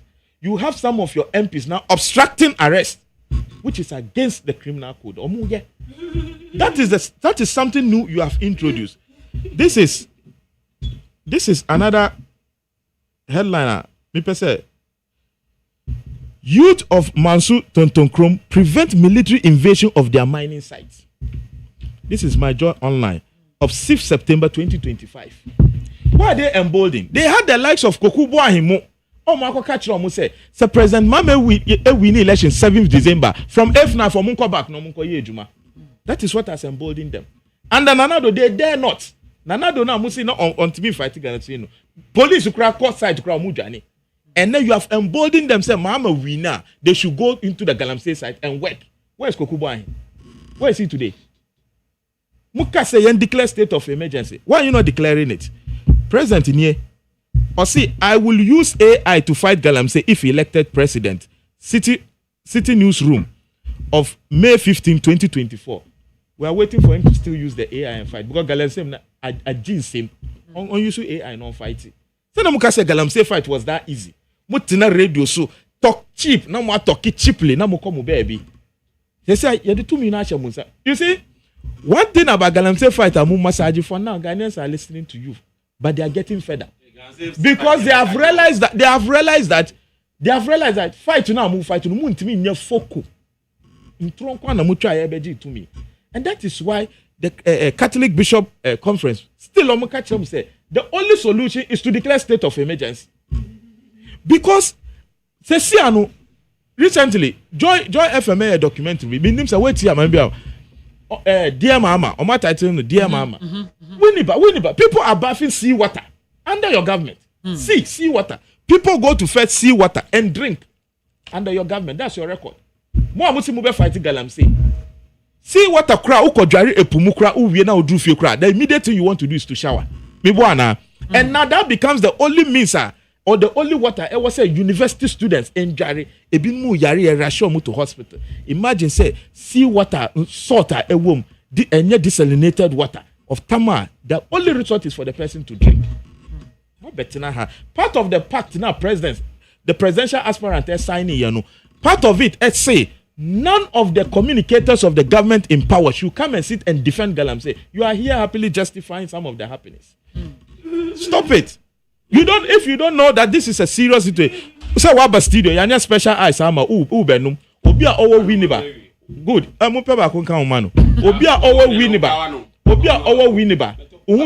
Because at this time no epunso na wakosel go bottom ma all drink said the obenu.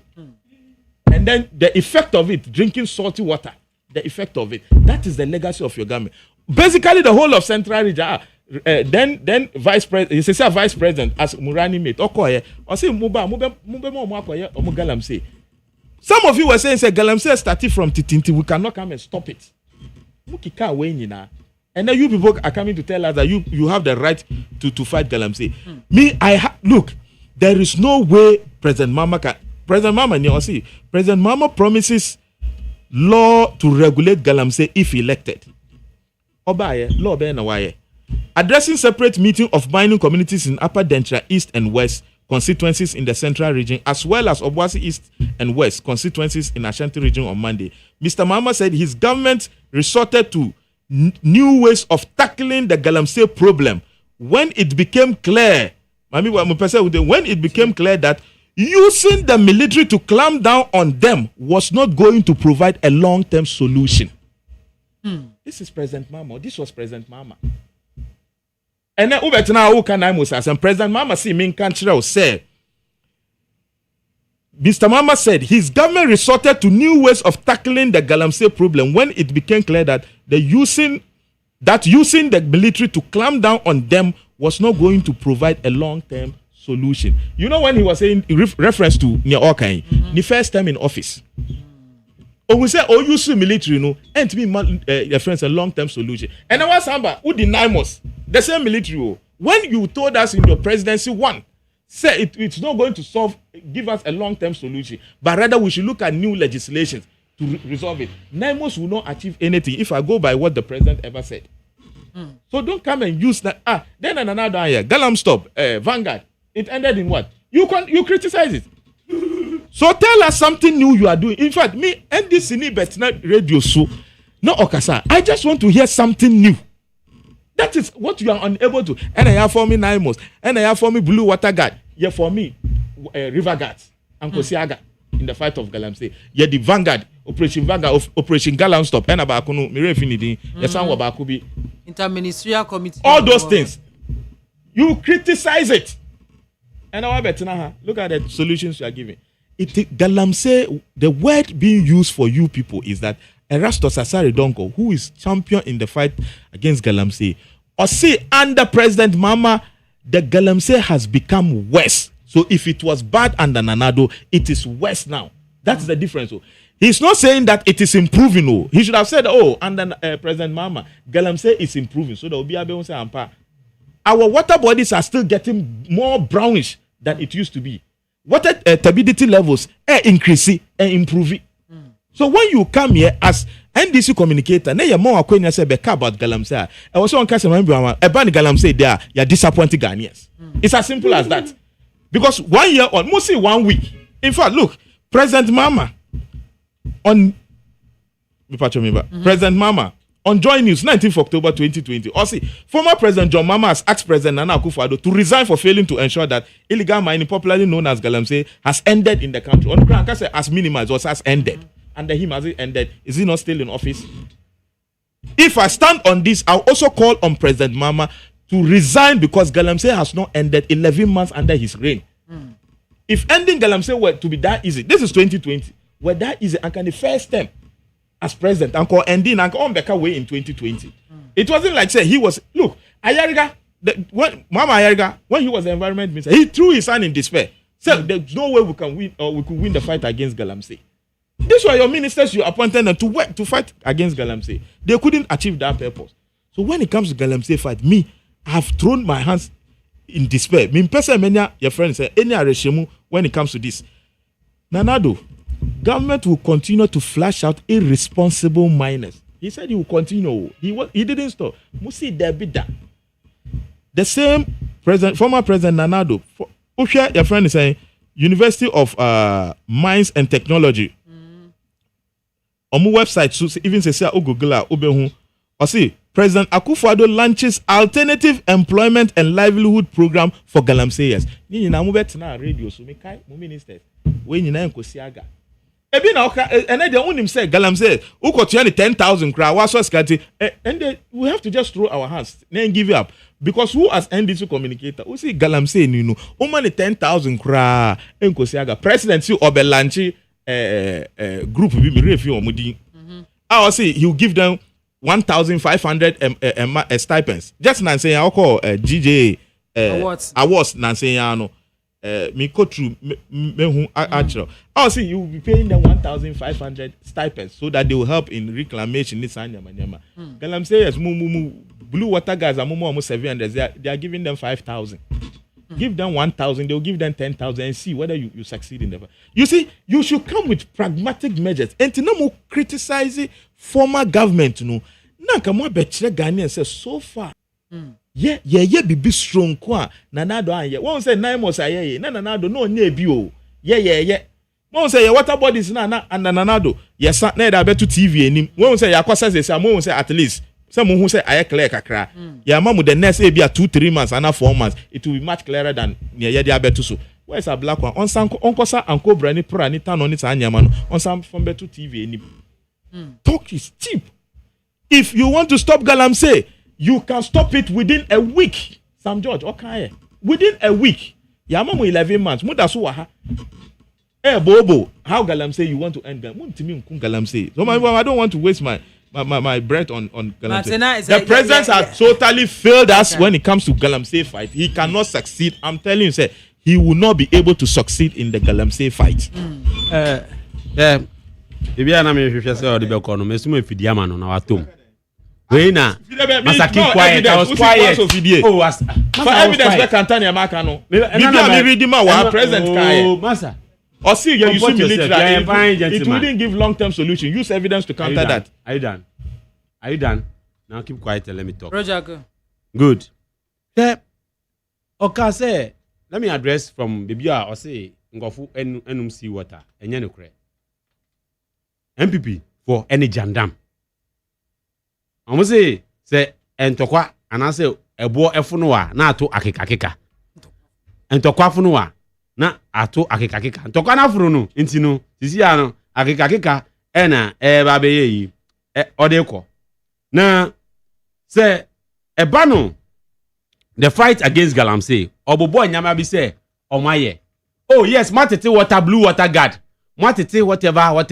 Mutete no. Not day na Musa sweye. More time. And now president said that inter-ministerial committee to fight galamsey. And now omoko ya na musom kwaje forest ni bako. And now mode excavators kogumu.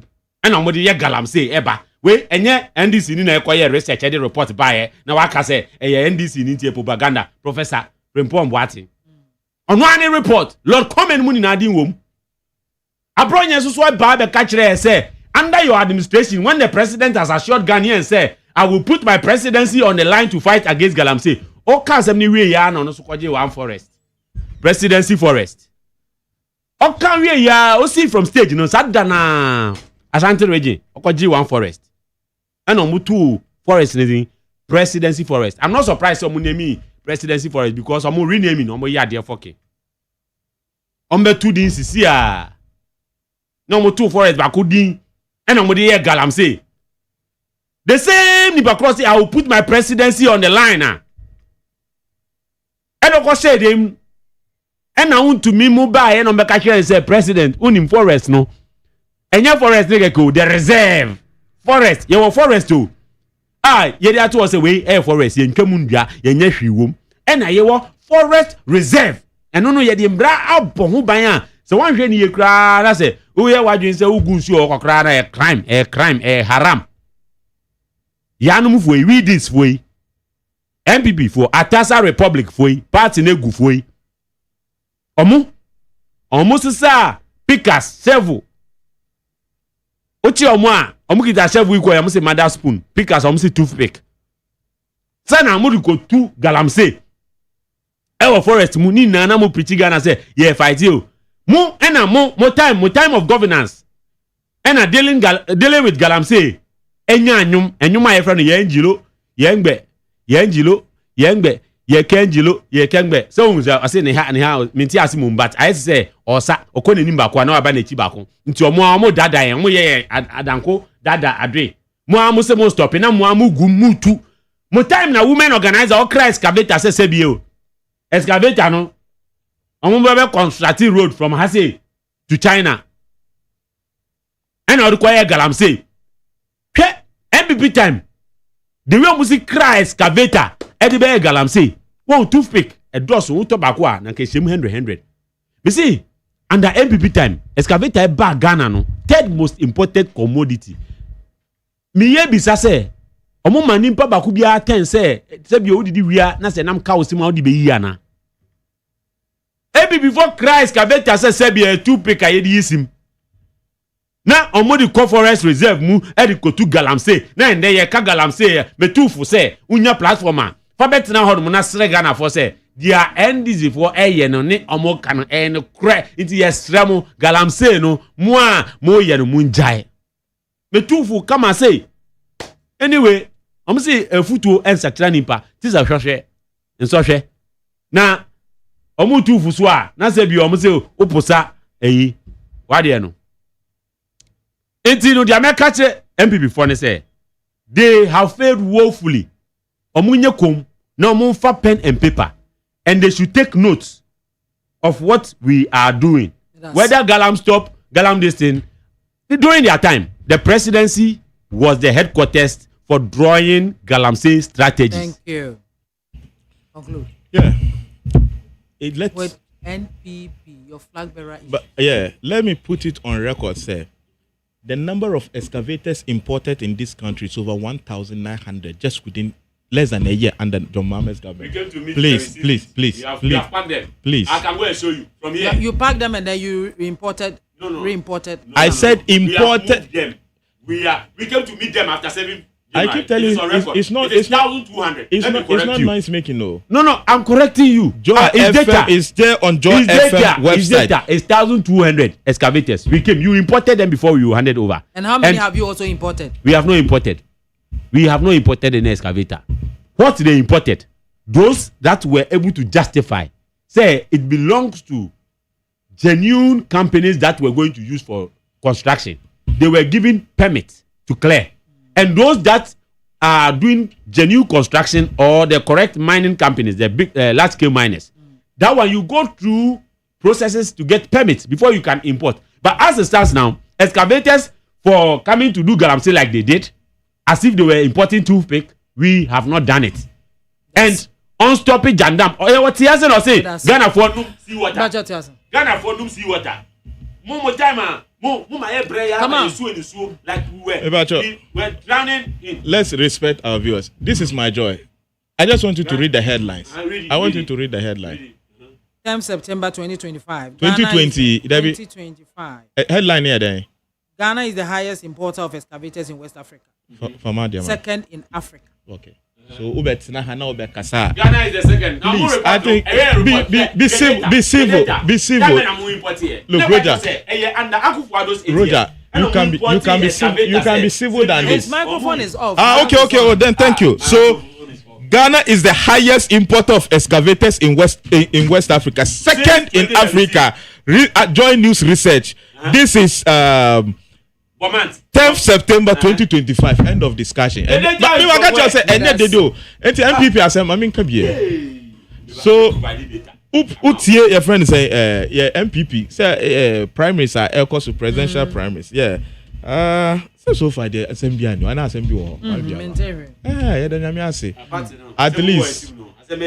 at least this show say party for penny for ekasa kire because it used not to be like that. One I was say obi admit, but at least call yenim no sanitize it, even though still kind of way that kind of stuff. No, I think we've gone past it. And just about yesterday also in Volta region, like Dr. Mahmoud Bame addresses our concern. They say that stranger tag no, it's not something the unity and then kabom ever party no.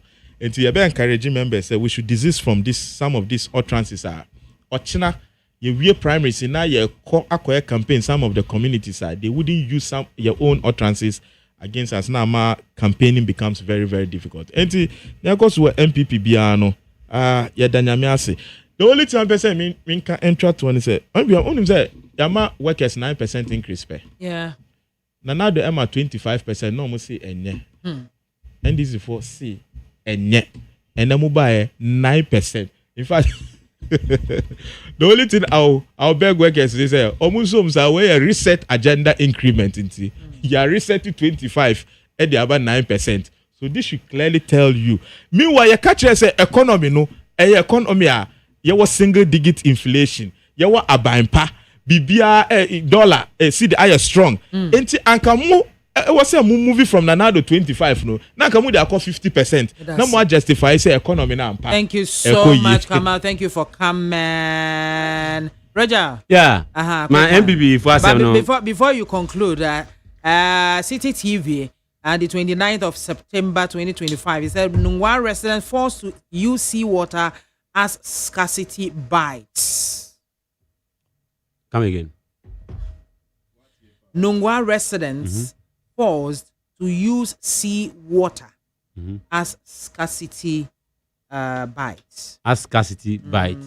Water scarcity. Oh, use seawater for what? Drinking. Drinking.